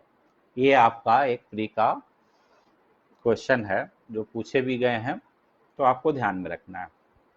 ऐसे ही प्लेस है, कोई खास बात नहीं है, बट यह है कि जो आपको जब प्लेस ऑफ ऑकरेंस यदि वर्ड कहीं आता है, तो प्लेस ऑफ ऑकरेंस का मतलब, प्लेस ऑफ ऑकरेंस जो है, आप देखिए यदि उसमें प्लेस वर्ड आया तो आप जानते हैं कि ये प्रोसीजरल लॉ है। प्रोसीजर फिर बताती है क्या करना है, कैसे तुम साइड बनाओगे, कैसे स्टेटमेंट लोगे, ये है। तो इस प्लेस में ये लीगल आपका डिफिनीशन है। तो ये टेक्निकली ये कहता है कि प्लेस के अंदर घर तो आएगा ही, बिल्डिंग भी आएगी, बट इसमें टेंट भी आ सकता है, व्हीकल भी आ सकता है और वेसल्स भी, जैसे शिप वगैरह है। शिप प्लेस में आएगा, है तो शिप समुद्र के बीच में, लेकिन भारतीय झंडा लगा हुआ है, तो अब वो प्लेस में आएगा। जब उसका ट्रायल करना होगा, विदेश में है, भारतीय इंडियन शिप है या इंडियन सिटीजन के द्वारा ऑफेंस किया गया, फॉरेनर शिप है या हवाई जहाज है इंडियन, तो अब क्या है कि जब वो भारत में पकड़ा जाएगा या लाया जाएगा तो उसका अभी 188 188 सीआरपीसी पढ़ेंगे तो इससे रिलेटेड प्रोविजन है। तो इसीलिए ये कहा कि फिर प्लेस में आना चाहिए, क्योंकि डिफाइन कर दिया, बाकी जगह ऐसा हर जगह नहीं डिफाइन करेगा, बता दिया प्लेस में, कोई पूछेगा कि कहाँ भैया ये शिप कहाँ से है, शिप तो पानी में चलता है, वो स्थान में कैसे आएगा, स्थान का मतलब तो लैंडेड चीज। नो, ये कहता है इसमें घर भी आ जाएगी, बिल्डिंग भी आ जाएगी, टेंट भी आ जाएगी, व्हीकल भी आ जाएगा, वेसल्स जलयान भी आ जाएगा। तो ये टेक्निकली फिर आप उसको जब जैसे लॉ में और जितनी कोशिश की जाएगी वो फिर चीजें कोरिलेट होती जाएगी। फिर लास्ट में प्लीडर आपका ये आता है क्यू में, प्लीडर, प्लीडर वही वकील साहब। तो इसमें कुछ बस आपको सेक्शन ध्यान रखना क्यू में है, ठीक है। एडवोकेट, अरे प्लीडर, अपने दिमाग में एडवोकेट जो भी रख लीजिए। और लेकिन इसमें एक ध्यान देने की चीज है कि जो लास्ट इसका सेंटेंस है कि इसमें इंक्लूड करता वो भी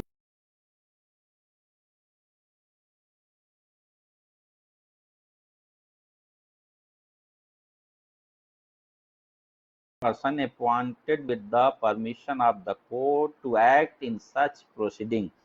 और इसके अंतर्गत कोई भी अन्य व्यक्ति है जो ऐसी कार्रवाई में कार्य करने के लिए न्यायालय की अनुज्ञा से नियुक्त किया गया। जैसे अभी आप जब पब्लिक प्रोसिक्यूटर देखेंगे, इसमें डिफाइंड है, तो पब्लिक प्रोसिक्यूटर में भी ये होता है कि जो पब्लिक प्रोसिक्यूटर से परमिशन लेके और प्राइवेट पार्टी जो विक्टिम है उसको तरफ से प्लीड करता है, तो वो भी उस पर्पज के लिए पब्लिक प्रोसिक्यूटर कहा जाता है। इसी तरह से यहाँ पे कोर्ट ने किसी को परमिट किया है कि हाँ आप इनके साथ साथ आप भी करेंगे, तो वो भी क्या होगा कि इसमें प्लीडर में वो आ जाएगा। फिर आते हैं पुलिस रिपोर्ट, मैंने आप पहले भी डिस्कस किया। पुलिस रिपोर्ट में पुलिस की वह रिपोर्ट है जो 173(2) में मजिस्ट्रेट को भेजी जाती है। तो ये 173(2) में कौन सी रिपोर्ट भेजी जाती है, तो मैंने बताया कि जो केस जो इन्वेस्टिगेशन पुलिस करती है, चाहे वो काग्निजेबल हो चाहे नॉन काग्निजेबल हो, उस सब का जाके वो जो समुद्र क्या है, कोर्ट है, कोर्ट में कौन है, मजिस्ट्रेट है, वहां जाके सब गिरेगी। अब तुमने जो भी किया, चाहे अपराधी को छोड़ दिया या अपराधी को पाया कि हाँ उसके विरुद्ध एविडेंस है, जो कलेक्ट किया इन्वेस्टिगेशन में एविडेंस, उससे ऑफेंस कॉन्स्टिट्यूट होता है, गठित होता है अपराध, या उससे ये पता लगता नहीं है ऑफेंस नहीं हुआ है, या पूरी कोशिश पूरी ताकत लगा दिया आईओ ने फिर भी कोई मिल नहीं रहा सुराग, उस केस में भी फाइनल रिपोर्ट लगती है, ठीक है। उसका प्रोविजन 169 में। लेकिन जो रिपोर्ट जाएगी कोर्ट में 173(2) में जाएगी। और एक पुलिस रिपोर्ट में प्री में आप पूछता है कि क्या शामिल है, तो उसमें आरोप पत्र यानी कि चार्जशीट और अंतिम आख्या यानी फाइनल रिपोर्ट। अंतिम आख्या नहीं हुआ या साक्ष्य पर्याप्त नहीं मिले, तो ये दोनों जाएगी। तो यहाँ पे सतर्क रह के आपको देखना है। अब बाकी आता है थाना, पुलिस थाना, पुलिस स्टेशन। तो आप ये देख लीजिए पुलिस स्टेशन का जो जनरल का कॉन्सेप्ट है कि थाना है, थाने के अंदर पुलिस वाले रहते हैं, लॉकअप रहता है, देख काल कोठरी जिसको कहते हैं। तो अब वो क्या है कि ये जो हमने देखा है समझा है टीवी में और इस तरह से, केवल वहीं तक नहीं लिमिटेड है, ये पावर स्टेट को देता है कि चाहे जनरल कोई ऑर्डर कर दे या कोई स्पेशल ऑर्डर करे, और किसी भी एरिया को, किसी भी प्लेस को, किसी भी, वो क्या कर सकता है कि डिक्लेयर कर सकता है ये थाना। आप देखें ना धरना प्रदर्शन होता है, स्कूल में ले जाके रख दिया जाता है और उसको उस पर्पज से थाने के गवर्नमेंट ऑर्डर कर देती है, नोटिफाइड करती है और मान लिया जाता है। जब बहुत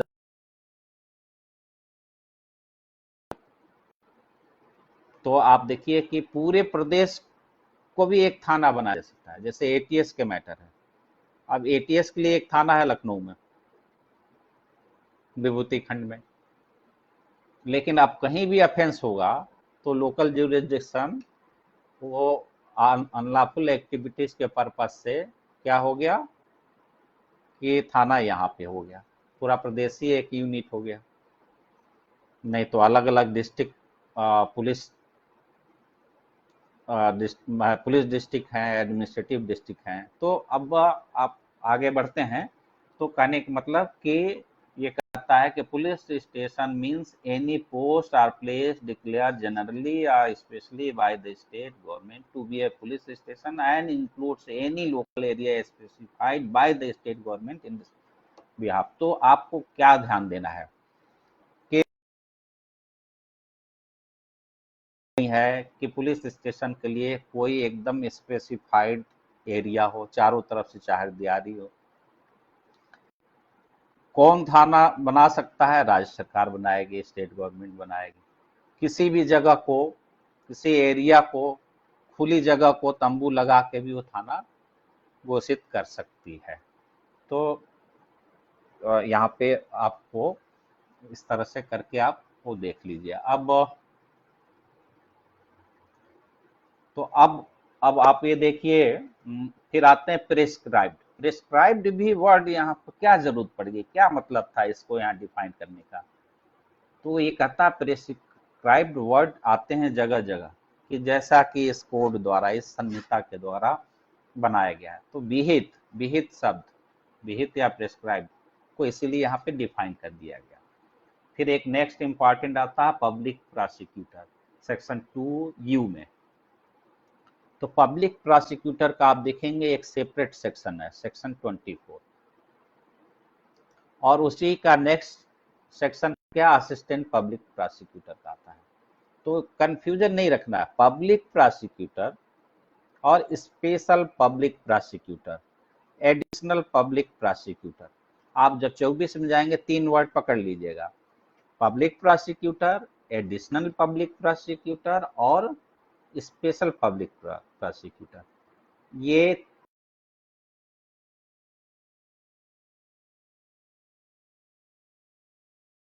पब्लिक प्रोसिक्यूटर अपॉइंट किस में होता है? तो सेक्शन 25 आएगा। पब्लिक प्रोसिक्यूटर पूछता है तो सेक्शन 24 में आएगा। तो आपको ये पब्लिक प्रोसिक्यूटर यहाँ पे डिफाइन कर रहा है। तो यहाँ पे आप ये देखिए, ये कह रहा है कि जो 24 में अपॉइंट हुआ हो। फिर ये भी कहता है कि पब्लिक प्रोसिक्यूटर किसी को परमिट करता है, इंस्ट्रक्ट करता है कि आप भी आइए और हमारे तरफ से खड़े होइए। ऐसा कब होता है कि आपने देखा होगा कि एक सेक्शन 301 है और फिर आप आएंगे सेक्शन 24 में, तो आप देखेंगे एक अमेंड आया है सेक्शन 301 में। पब्लिक प्रोसिक्यूटर वो किसी एडवोकेट को ऑथराइज कर सकता है, यदि विक्टिम या कंप्लेनेंट कहता है कि उसकी तरफ से एक वकील इंगेज हो रहा है तो उसको लिखेगा कि yes permitted to assist me. वो कंडक्ट नहीं करता, हेड ऑफ द केस तो ये पब्लिक प्रोसिक्यूटर रहेगा, लेकिन उसको असिस्ट करने के लिए वो अपना प्राइवेट काउंसिल कोई लगाते हैं। तो वो जो प्राइवेट काउंसिल है उसको तनख्वाह सरकार नहीं देती है, लेकिन इस परिभाषा पब्लिक प्रोसिक्यूटर के मीनिंग की बात आएगी तो वो भी इसमें पब्लिक प्रोसिक्यूटर की तरफ से ट्रीट किया जाएगा। तो टेक्निकली आपको यहाँ पे समझ लेना है। तो अब आप देखें कि ये इस तरफ से आप नेक्स्ट आप में आएंगे तो दिया है सब डिवीजन डिफाइन किया गया। सब डिवीजन का पर्पज सिर्फ ये है कि जैसे आप देखते हैं एसडीएम होता है, सब डिवीजन में बैठता है। आउटलाइन कोर्ट होती है, वो भी सब डिवीजन बना दी जाती है। तो आउटलाइन कोर्टें होती हैं, वहाँ जुडिशियल मजिस्ट्रेट होते हैं। और जो जिले में तमाम सब डिविजन्स बना दिए जाते हैं, जिसको तहसील जिसकी तरह से लोकली हम वो करते हैं, तो वहाँ एसडीएम होता है, एसडीएम सब डिविजनल मजिस्ट्रेट। और वही जब वो रेवेन्यू से रिलेटेड काम करता है तो डिप्टी कलेक्टर कहलाता है। तो जब एसडीएम बोला जाता है तो इसका मतलब प्योरली जो है वो मजिस्ट्रेट के रूप में हम उससे कर रहे हैं ट्रांजेक्शन। तो इस तरह से अब आता है नेक्स्ट आपका सम्मन केस, डब्लू में, हिंदी में ब, सम्मन, बस, बस याद कर लें तो सम्मन मामला हो जाएगा। तो ये है, ये सम्मन को डिफाइन नहीं करता है, तो डिफिनीशन सम्मन की, बट निगेटिव सेंस में करता है कि जो वारंट केस नहीं है वो सम्मन है। अब वारंट क्या है, वारंट और सम्मन में फर्क क्या है, वारंट में मोर देन 2 इयर्स के पनिशमेंट है, तो इसका मतलब कि 2 साल तक वाले जो मामले हो जाएंगे वो सम्मन ट्रायल वाले हो जाएंगे, सम्मन केस हो जाएंगे, और जो वारंट केस होगा वो 2 साल से ऊपर वाला होगा। इसीलिए देखिए यहाँ पे टेक्निकली देखिए, मोर देन 2 इयर्स ये लिखा है, warrant case means a case relating to an offence punishable with death, imprisonment for life.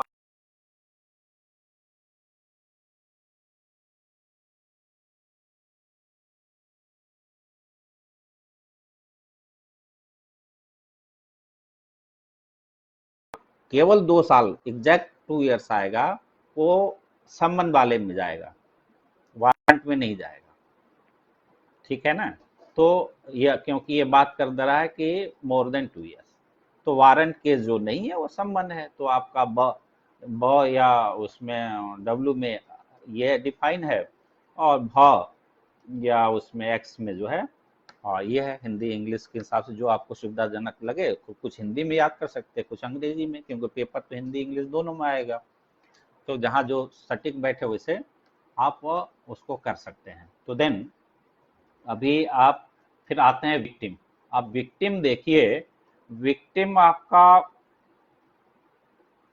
बहुत जरूरी था और इनिशियली नहीं था। एक क्वेश्चन ये भी आ सकता है कि कौन ओरिजिनल सीआरपीसी में डिफाइन था, तो जहां पे अमेंड हुआ है वो उसमें नहीं था। अमेंड पूरा उसका अमेंड से जो सब सेक्शन जोड़ा गया, क्लास जोड़ा गया, वो तो अमेंडेड हो गया, इंसर्ट किया गया, और insert amend amendment through insertion, यानी कि जो उसमें अंतर स्थापित किया गया है उससे।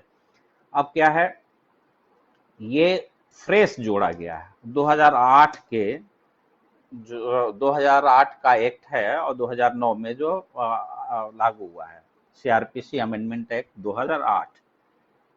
तो अब ये विक्टिम जोड़ा गया, तो विक्टिम में भी टेक्निकली देखना है, विक्टिम वो है जिसको लॉस हुआ है,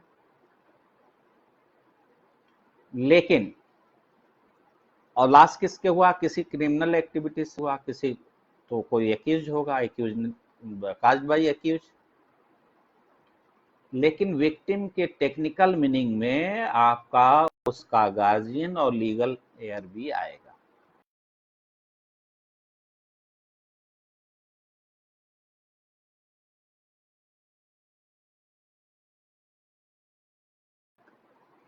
तो अदर देन डेथ होगा, बाकी में तो उसके जो लीगल एयर होंगे और गार्जियन होंगे वो आगे आएंगे। तो इसीलिए टेक्निकली विक्टिम को डिफाइन इसलिए करना पड़ा कि विक्टिम के कंपनसेशन के लिए विक्टिम कंपनसेशन स्कीम भी अप्लाई हुई। जब आप आएंगे 357 और उसके आसपास ये तो है, तो फिर ये आएगा। तो फिर लास्ट में ये बचता है रेजिड्यू डिफिनीशन, अवशेष। ये कह रहा है कि जो कुछ भी इस सेक्शन में डिफाइन नहीं है लेकिन आईपीसी में डिफाइन है, तो उसका मीनिंग वही होगा जो आईपीसी में है, यानी यहाँ से आरपीसी को लागू करने के लिए वही मीनिंग समझा जाएगा। ओके, तो इस तरह से हम लोग देखें कि सेक्शन 2 के सारे डिफिनेशन हम लोगों ने ध्यान कर दिया। अब देखिए क्या है कि अब इस तरह से इस पे हमने टाइम इसलिए ज़्यादा दिया कि एक एक डिफिनेशन आपको क्लियर होना चाहिए, क्योंकि पूरी सीआरपीसी में उसकी मदद की जरूरत पड़ेगी। अब इसके बाद आप, यदि हम लोग को तेज काम करना है तो थोड़ी सी मेहनत आप लोग को करनी पड़ेगी। इच्छा से या अनिच्छा से आगे के सेक्शन को एक निगाह से देख लेना है, और उसमें जो इम्पोर्टेंट है मैं आपको बता देता हूँ 10 मिनट में। पूरा पढ़ने की जरूरत नहीं, आप पढ़िएगा, पढ़ना पड़ेगा आपको। लेकिन यदि हम लोग को आगे चलना है आपके साथ, कि आपको डबल वर्क ना करना पड़े, कि यहाँ भी उतना ही टाइम दो, फिर बैठ के उतना ही पढ़ो। ये जो की पॉइंट मिल जाता है तो उतना टाइम दीजिए और पढ़िए, और फास्ट करिए, फास्ट रीडिंग, फास्ट थिंकिंग और फास्ट प्रेजेंटेशन। मेरी सिलेक्शन आज मायने रखता है, लेकिन सबसे ज़्यादा मायने रखता है किस जगह पे आप सेलेक्ट हो रहे हैं। तो ये आपको अपने को उस तरह से तैयार करेंगे तो आपके लिए बहुत अच्छा होगा। बातें मुझसे पहले बहुत सारे लोगों ने बताई होंगी, बट कोई चीज़ आपको बिल्कुल फ्लैश कर जाती है, उद्दीप्त हो जाती है, और जब उद्दीप्त होती है तो समझ में आ जाती है। तो आप लोग को समझ में, जिसको आ जाए तो समझ लीजिएगा बढ़िया है। नौकरी तो आजकल भाई इतना आसान काम नहीं है। बट ये है कि हम सीआरपीसी पढ़ रहे हैं तो लीगल फील्ड में इसका बहुत काम है। नौकरी करने का ना मन हो तो नौकरी से तो बहुत अच्छा है कि आप अपनी प्रैक्टिस करें, हाई कोर्ट में, सुप्रीम कोर्ट का देखते हैं वकीलों क्या जलवा है। बट टेक्निकली लीगल नॉलेज आपको चाहिए। नॉलेज क्या होता है, नॉलेज से आप स्ट्रांग बनेंगे, आपका रिकॉग्निशन होगा, आपका प्रेजेंटेशन खुद ब खुद अच्छा हो जाएगा। तो ठीक है, तो हम सेक्शन 3 की बात कर रहे हैं, वो केवल कंस्ट्रक्शन निर्देश का बताता है। और ये पूरा सेक्शन 3 ये कहता है कि मजिस्ट्रेट वर्ड बहुत ज़्यादा जो यूज हुए हैं, कहाँ पे किस तरह से उसका मीनिंग लिया जाएगा। आप एक यहाँ मोटे मोटे तौर पे मैं बता दूं कि पहले जो कुछ भी इस 1973 की सीआरपीसी के पहले आप देखिए कि 3 तरह के मजिस्ट्रेट थे। First class magistrate, second class magistrate, third class magistrate. तो इस सेक्शन 3 के रेफरेंस के थ्रू ये हो गया कि नहीं, ये थर्ड क्लास नहीं है। जैसे सेक्शन 3 के सब सेक्शन 3 का बी आप डायरेक्ट खोलिए तो आपको यहाँ पे थर्ड क्लास मजिस्ट्रेट दिख जाएगा। तो इसी तरह से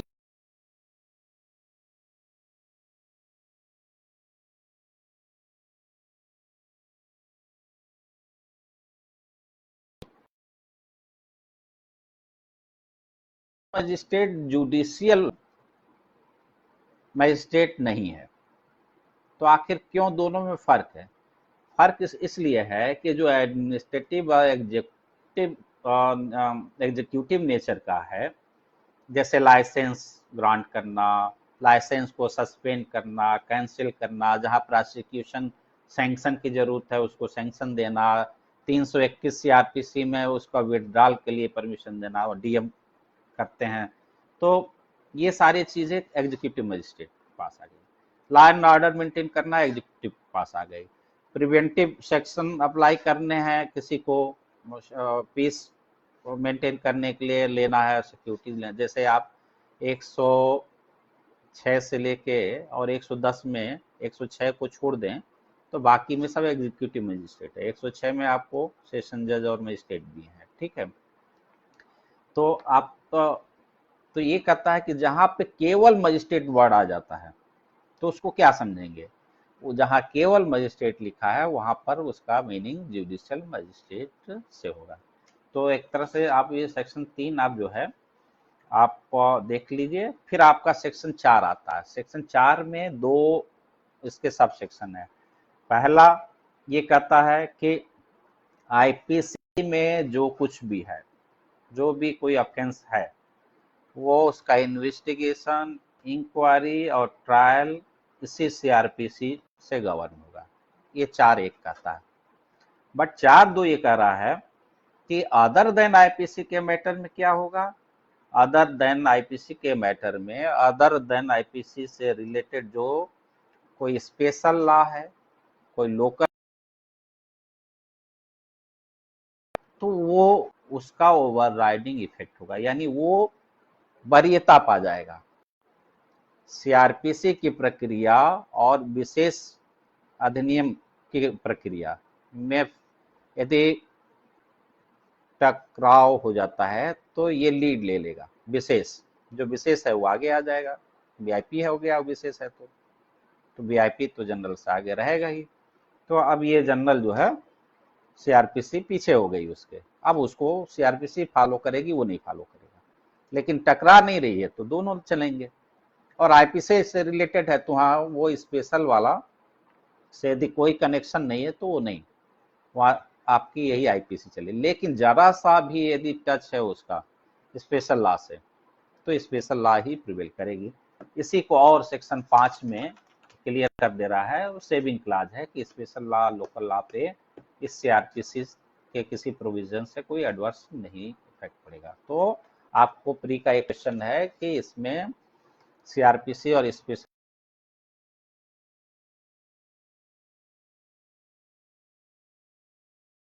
प्रिवेल करेगा ये, ठीक है। तो इस तरह से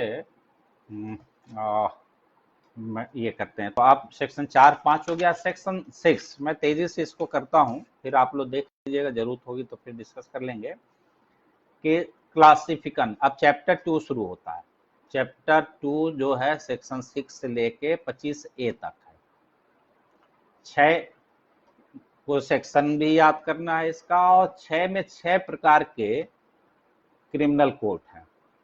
अब कई लोग क्या होता है कि नंबर 1 2 3 4 4 दिख रहा है आपको, 4 दिख रहा है, वेरेक्ट खोलिए तो आप ये 6 कहाँ से आ गया।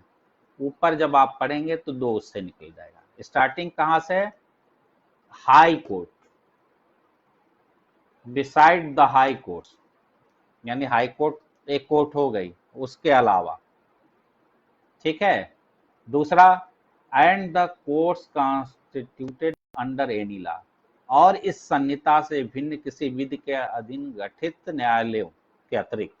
तो ये जो गठित क्या हो गया, ये स्पेशल लॉ से के अंतर्गत गठित हो गया, विशेष कोर्ट, स्पेशल कोर्ट इसको बोल देंगे। तो पहला हो गया, नोट भी कर लीजिएगा आप लोग, पहला क्रिमिनल कोर्ट हाई कोर्ट, दूसरा स्पेशल कोर्ट, तीसरा सेशन कोर्ट, चौथा फर्स्ट क्लास मजिस्ट्रेट का कोर्ट एंड मेट्रोपॉलिटन मजिस्ट्रेट का कोर्ट। यानी फर्स्ट क्लास मजिस्ट्रेट और मेट्रोपॉलिटन मजिस्ट्रेट बराबर। फर्स्ट क्लास मजिस्ट्रेट ये सीजीएम रैंक का होता है, उसी में से सीजीएम बनता है। इसी तरह से मेट्रोपॉलिटन में असिस्टेंट एडिशनल मेट्रोपॉलिटन मजिस्ट्रेट जो होगा उसमें से चीफ मेट्रोपॉलिटन मजिस्ट्रेट होगा। तो आप देखिए कि लेकिन इस क्लासिफिकेशन न तो सीजीएम है और न ही चीफ मेट्रोपॉलिटन मजिस्ट्रेट है। तो अलग से अभी हम इस पर चर्चा करेंगे, अभी आप जान लीजिए। फिर सेकेंड क्लास जुडिशियल मजिस्ट्रेट, और खास बात मैंने कहा कि छठवां एग्जीक्यूटिव मजिस्ट्रेट, कार्यपालक मजिस्ट्रेट भी इसमें है। तो 6 प्रकार हुआ।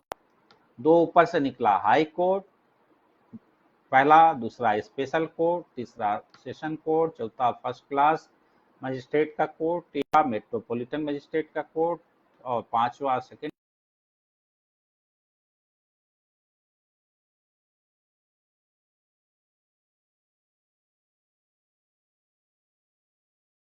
से पढ़ा नहीं, नीचे देख लिया, नंबर चूंकि दिया है इटैलिक अपना देखिए जो है 1 2 3 4 लिखा हुआ है। तो इस तरह से यह है। काफ़ी मुझे लगता है अभी नेक्स्ट क्लास भी स्टार्ट होने वाले हैं। तो बाकी मैंने कोशिश की कि आप लोग को कैसा लगा, सब ठीक चल रहा हो तो बताएं। अब और 2-3 मिनट में हम लोग फिनिश करेंगे। मैं देखता हूँ कहीं किसी का कोई इस टॉपिक पे कोई क्वेरी तो नहीं है। आ, मेरे ख्याल से कोई क्वेरी तो नहीं दिख रही है। आ, हम्म, तो ओके, तो और कोई एनी क्वेश्चन आप कमेंट में लिख सकते हैं। अभी 1-2 मिनट के अंदर जो हो सकता है मैं देख लेता हूँ। और नहीं तो जैसे मैंने शुरू किया है, जैसे जैसे लेके चला है, मुझे भी पढ़ना हो तो मैं भी इसी तरह से पढ़ूंगा। और मेरी कोशिश होगी, मैंने आप लोगों से कहा था प्री में सक्सेस होने के लिए पहला फार्मूला कि वो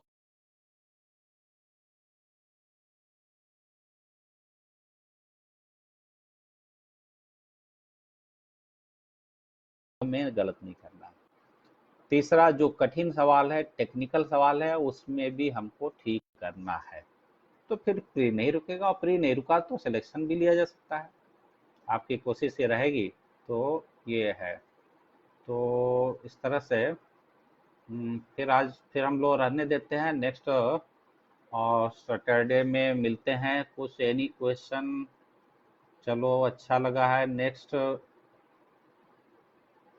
तो अच्छा, नेक्स्ट क्लास 6 PM पे है, तो ये हम कंटिन्यू कर सकते हैं इसका मतलब। तो ठीक है, मैं इसको फिर वो करता हूँ, इसको और आगे ले जाता हूँ। तो देखिए, सेक्शन 6 हो गया।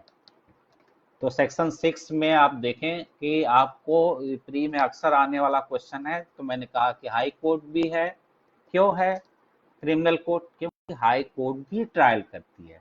आप आएंगे आगे चल के तो देखेंगे कि हाई कोर्ट भी ट्रायल कोर्ट है। ठीक है। और अब सेक्शन से 7 पे आएंगे तो अब देखिए, अब करना क्या है आपको। अब ये इसके बाद के जितने सेक्शन में हैं, एक तो काम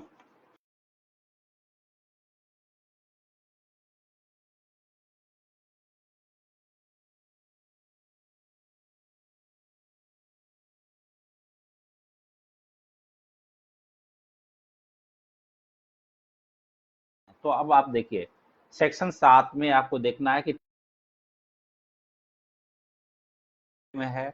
सेक्शन 8 में जैसा कि हम लोग डिफिनीशन में देख रहे थे, मेट्रोपॉलिटन एरिया, तो सेक्शन 8 में आपका महानगर या मेट्रोपॉलिटन क्षेत्र जो है के बारे में प्रोविजन दिया है। अब सेक्शन 7 में ध्यान देना है कि होता क्या है कि एक कॉन्सेप्ट वाइज ये बात करता है कि पूरे स्टेट को एक सेशन डिवीजन बनाया जा सकता है। स्टेट गवर्नमेंट चाहे तो पूरे सेशन खंड को एक पूरे स्टेट को एक सेशन डिवीजन बना सकता है। जैसे उन्होंने क्या हुआ कि अनलॉफुल एक्टिविटीज एक्ट के लिए कह दिया कि पूरे स्टेट के लिए एक थाना लखनऊ में होगा विभूति खंड में, और कहीं भी कोई घटना हो वहीं पे रजिस्टर्ड होगी। फिर इसी तरह उन्होंने एक बना दिया, अनलॉफुल एक्टिविटीज के लिए स्पेशल कोर्ट कॉन्स्टिट्यूट कर दिया, और कह दिया पूरा स्टेट इस पर्पस के लिए एक सेशन होगा, और यहाँ पे एक या दो जो भी स्पेशल जज होंगे वो होंगे, और उनको सेशन ट्रायल का पावर होगा। तो पूरा एक सेशन डिवीजन हो गया। फिर आप व्यवहारिक देखिए कि हर जिले में डिस्ट्रिक्ट जज है, हर जिले में सेशन कोर्ट है। तो इसका मतलब कि एक स्टेट में more than one session division भी हो सकते हैं, सेशन खंड हो सकते हैं। और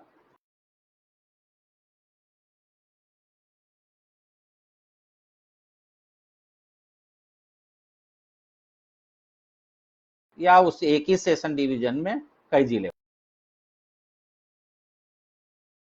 एक सेशन खंड हो सकता है या कई सेशन खंड हो सकते हैं। एक पूरा सेशन खंड एक जिला हो सकता है, या एक सेशन खंड में कई जिले हो सकते हैं। ठीक है ना। लेकिन यहीं पे एक अपवाद है कि जब मेट्रोपॉलिटन एरिया की बात आएगी तो मेट्रोपॉलिटन एरिया पूरा का पूरा एक सेशन डिवीजन होगा और एक जिला होगा। अब क्या है कि कौन ये आखिर इस तरह के एरियाज में डिवीजन में जो डिस्ट्रीब्यूट होगा, तो इसका पावर हमेशा गवर्नमेंट को जाएगा। तो ये ध्यान रखना, प्री में ऑब्जेक्टिव जब क्वेश्चन करेंगे तो ये पावर स्टेट गवर्नमेंट को। हाँ, उसमें कोई अल्ट्रेशन कोई चेंज करना है तो हाई कोर्ट का कंसल्ट जो है, हाई कोर्ट का कंसल्ट लेना पड़ेगा। ओके। तो आप देखिए कि इस तरह से आपका ये हो जाएगा। तो फिर इसी मेट्रोपॉलिटन में सेक्शन 8 में क्या देखा, मैंने कहा कि आपको 10 लाख का पॉपुलेशन मस्ट है। कम हो गया तो स्टेटस वो खो देगा।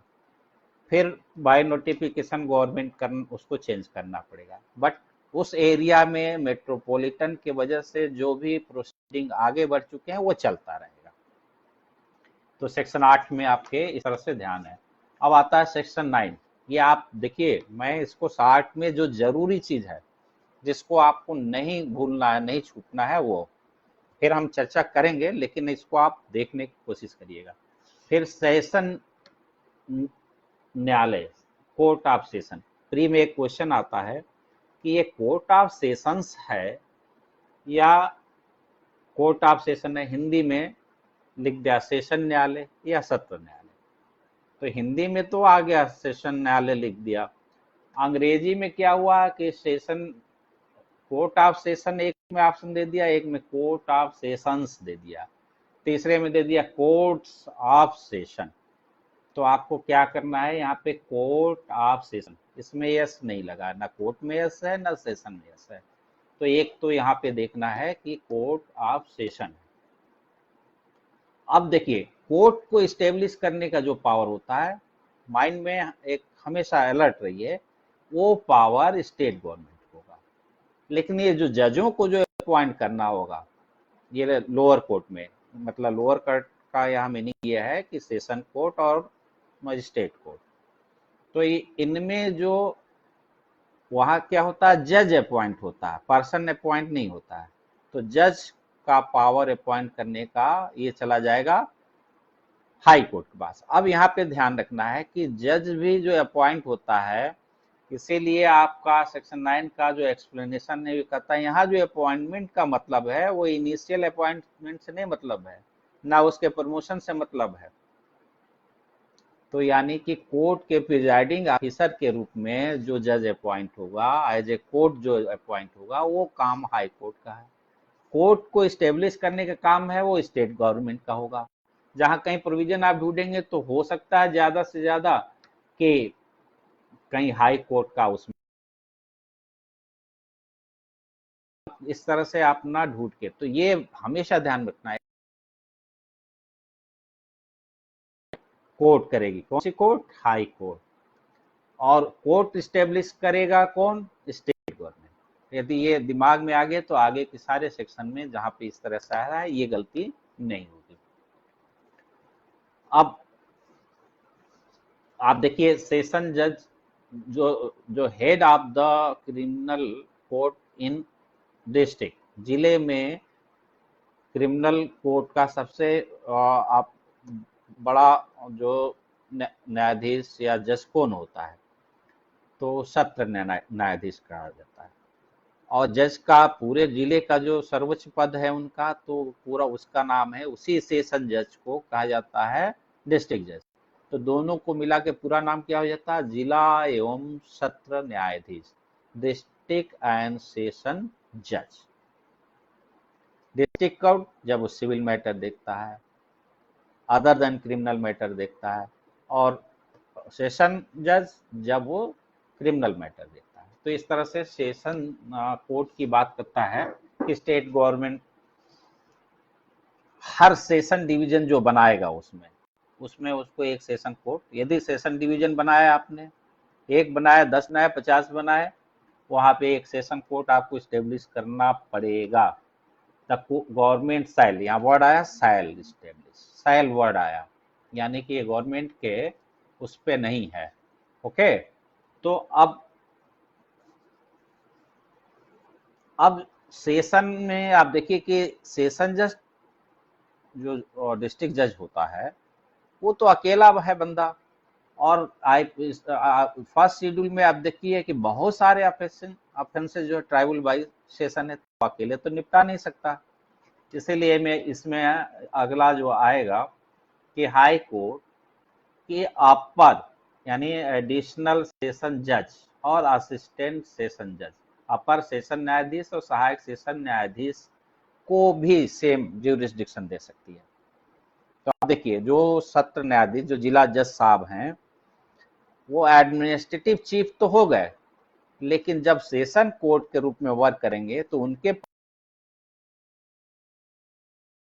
पावर में कोई फर्क नहीं होगा। अब इसमें एक असिस्टेंट सेशन जज या सहायक सेशन न्यायाधीश का भी है सेक्शन 9 में मेंशन। अब यूपी में ये नहीं चलता, असिस्टेंट सेशन जज का कोई डेजिग्नेशन नहीं है। तो बट यहाँ पे ये है। अब ये है कि एक क्वेश्चन और आता है कि फिर ट्रांसफर इनका कौन करता है, इन जजेस का। तो यहाँ ध्यान रखना है कि ट्रांसफर जो होता है इसी 9(4) में, सेक्शन 9 सब सेक्शन 4 में हाई कोर्ट करता है। ट्रांसफर वर्ड उसमें कहीं यूज नहीं है, यूज but उसे द सेशन जज of one session division may be appointed by the high court to be also an additional session जज ऑफ एन।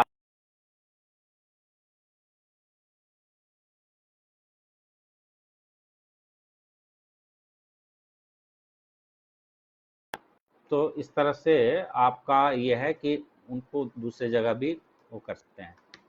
अच्छा, क्या एक ये इसमें एक मजेदार चीज है, आप लोग जान लीजिए, क्या कोई ऐसी स्थिति भी आ सकती है कि एग्जीक्यूटिव मजिस्ट्रेट भी सेशन जज का पावर इस्तेमाल करें? तो मैं बताऊं कि इसके लिए आप सेक्शन 9 का सब सेक्शन 5 9(5) को दिमाग में रखिए और उसको कनेक्ट कर दीजिए आप 12 के 4 से। अब 12(4) आपके ओरिजिनल में नहीं है, सेंट्रल एक्ट में नहीं है 12(4), ये 12(4) हमारे यूपी गवर्नमेंट यूपी अमेंडमेंट है। तो ये यूपी में क्या होता है, जैसे आप देखें कि एनुअल फंक्शन होते हैं जुडिशियल ऑफिसर्स के, एनुअल फंक्शन, एनुअल मीट होता है, स्पोर्ट्स और तमाम एक्टिविटीज होती है,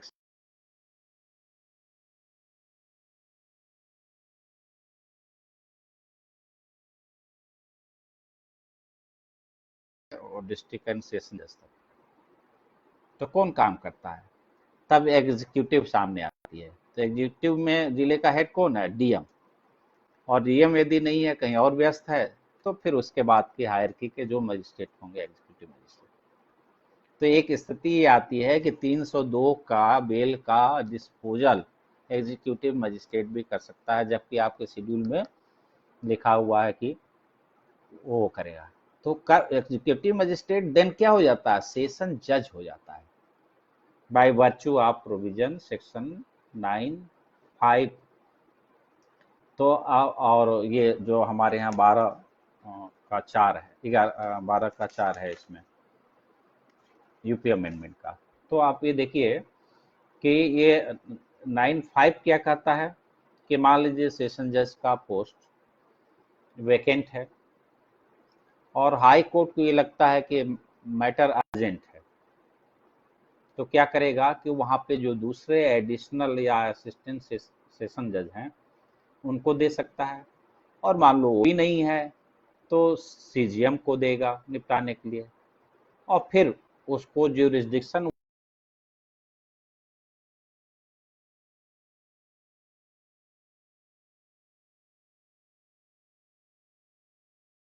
वो सीजीएम नहीं है, तब हमको सीजीएम से रिलेटेड सेक्शन ढूंढना पड़ेगा। वो आपको मिलेगा सीजीएम 12 में, और 12 में जब आप आएंगे तो 12 में आप उसके पावर देखते देखते 12(4) में आएंगे, तो कह रहा है कि जब ये सब नहीं है तो डीएम, और वो भी एब्सेंट है, तो जो सीनियर मोस्ट एग्जीक्यूटिव मजिस्ट्रेट होगा वो सीजीएम के जो जरूरी काम है उसको निपटाएगा। तो सीजीएम को पावर सेशन जज वाली मिली, वो भी नहीं है तो फिर वो डीएम को मिली, डीएम भी नहीं है तो इस तरह से करके एक एसडीएम भी, एडीएम भी तक वो पावर आ सकती है। तो ये है। तो ये इस तरह से आप इसको इंटरेस्ट क्रिएट करें तो ये सारी चीज़ें आपकी सही होती जाएगी। तो हम सेक्शन 9 में आए, तो सेक्शन 9 में पहला मैंने कहा कि ऑब्जेक्टिव पॉइंट ऑफ व्यू से मिला कि इसका नाम कोर्ट ऑफ सेशन है, ठीक है। फिर उसके बाद कोर्ट ऑफ सेशन के बाद ये देखेंगे कि स्टेट गवर्नमेंट सेशन कोर्ट को इस्टेब्लिश करती है। अपॉइंटमेंट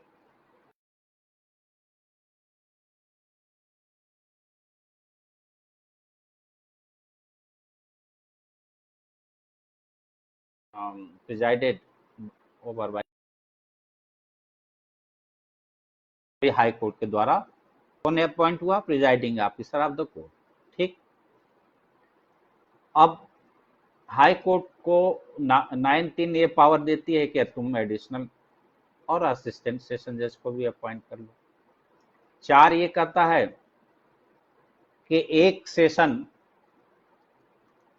जज को दूसरे जगह का भी एडिशनल किया जा सकता है, पावर दिया जा सकता है। 5 में जैसा कि हमने वो किया। 6 आता है सिटिंग, कि सेशन जज के लिए जो बेटा आप देखिए कि हाई कोर्ट से जब जजेस के बैठने की व्यवस्था की जाती है तो चैम्बर का रूम नंबर भी अलॉट होता है कि फला रूम नंबर में फला आदमी बैठेगा। मतलब वो टॉयलेट के बगल में यदि सीजीएम का नंबर आ रहा है कोर्ट के तो वहीं बैठेगा, और जो जेएम दूसरे किनारे पे जो साफ सुथरा है वो कोर्ट आ रहा है तो वहीं बैठेगा। अब सीजीएम साहब ये नहीं कर सकते नहीं तुमसे जूनियर हो बढ़िया वाला हम लेंगे, अब तुम वहां रहो।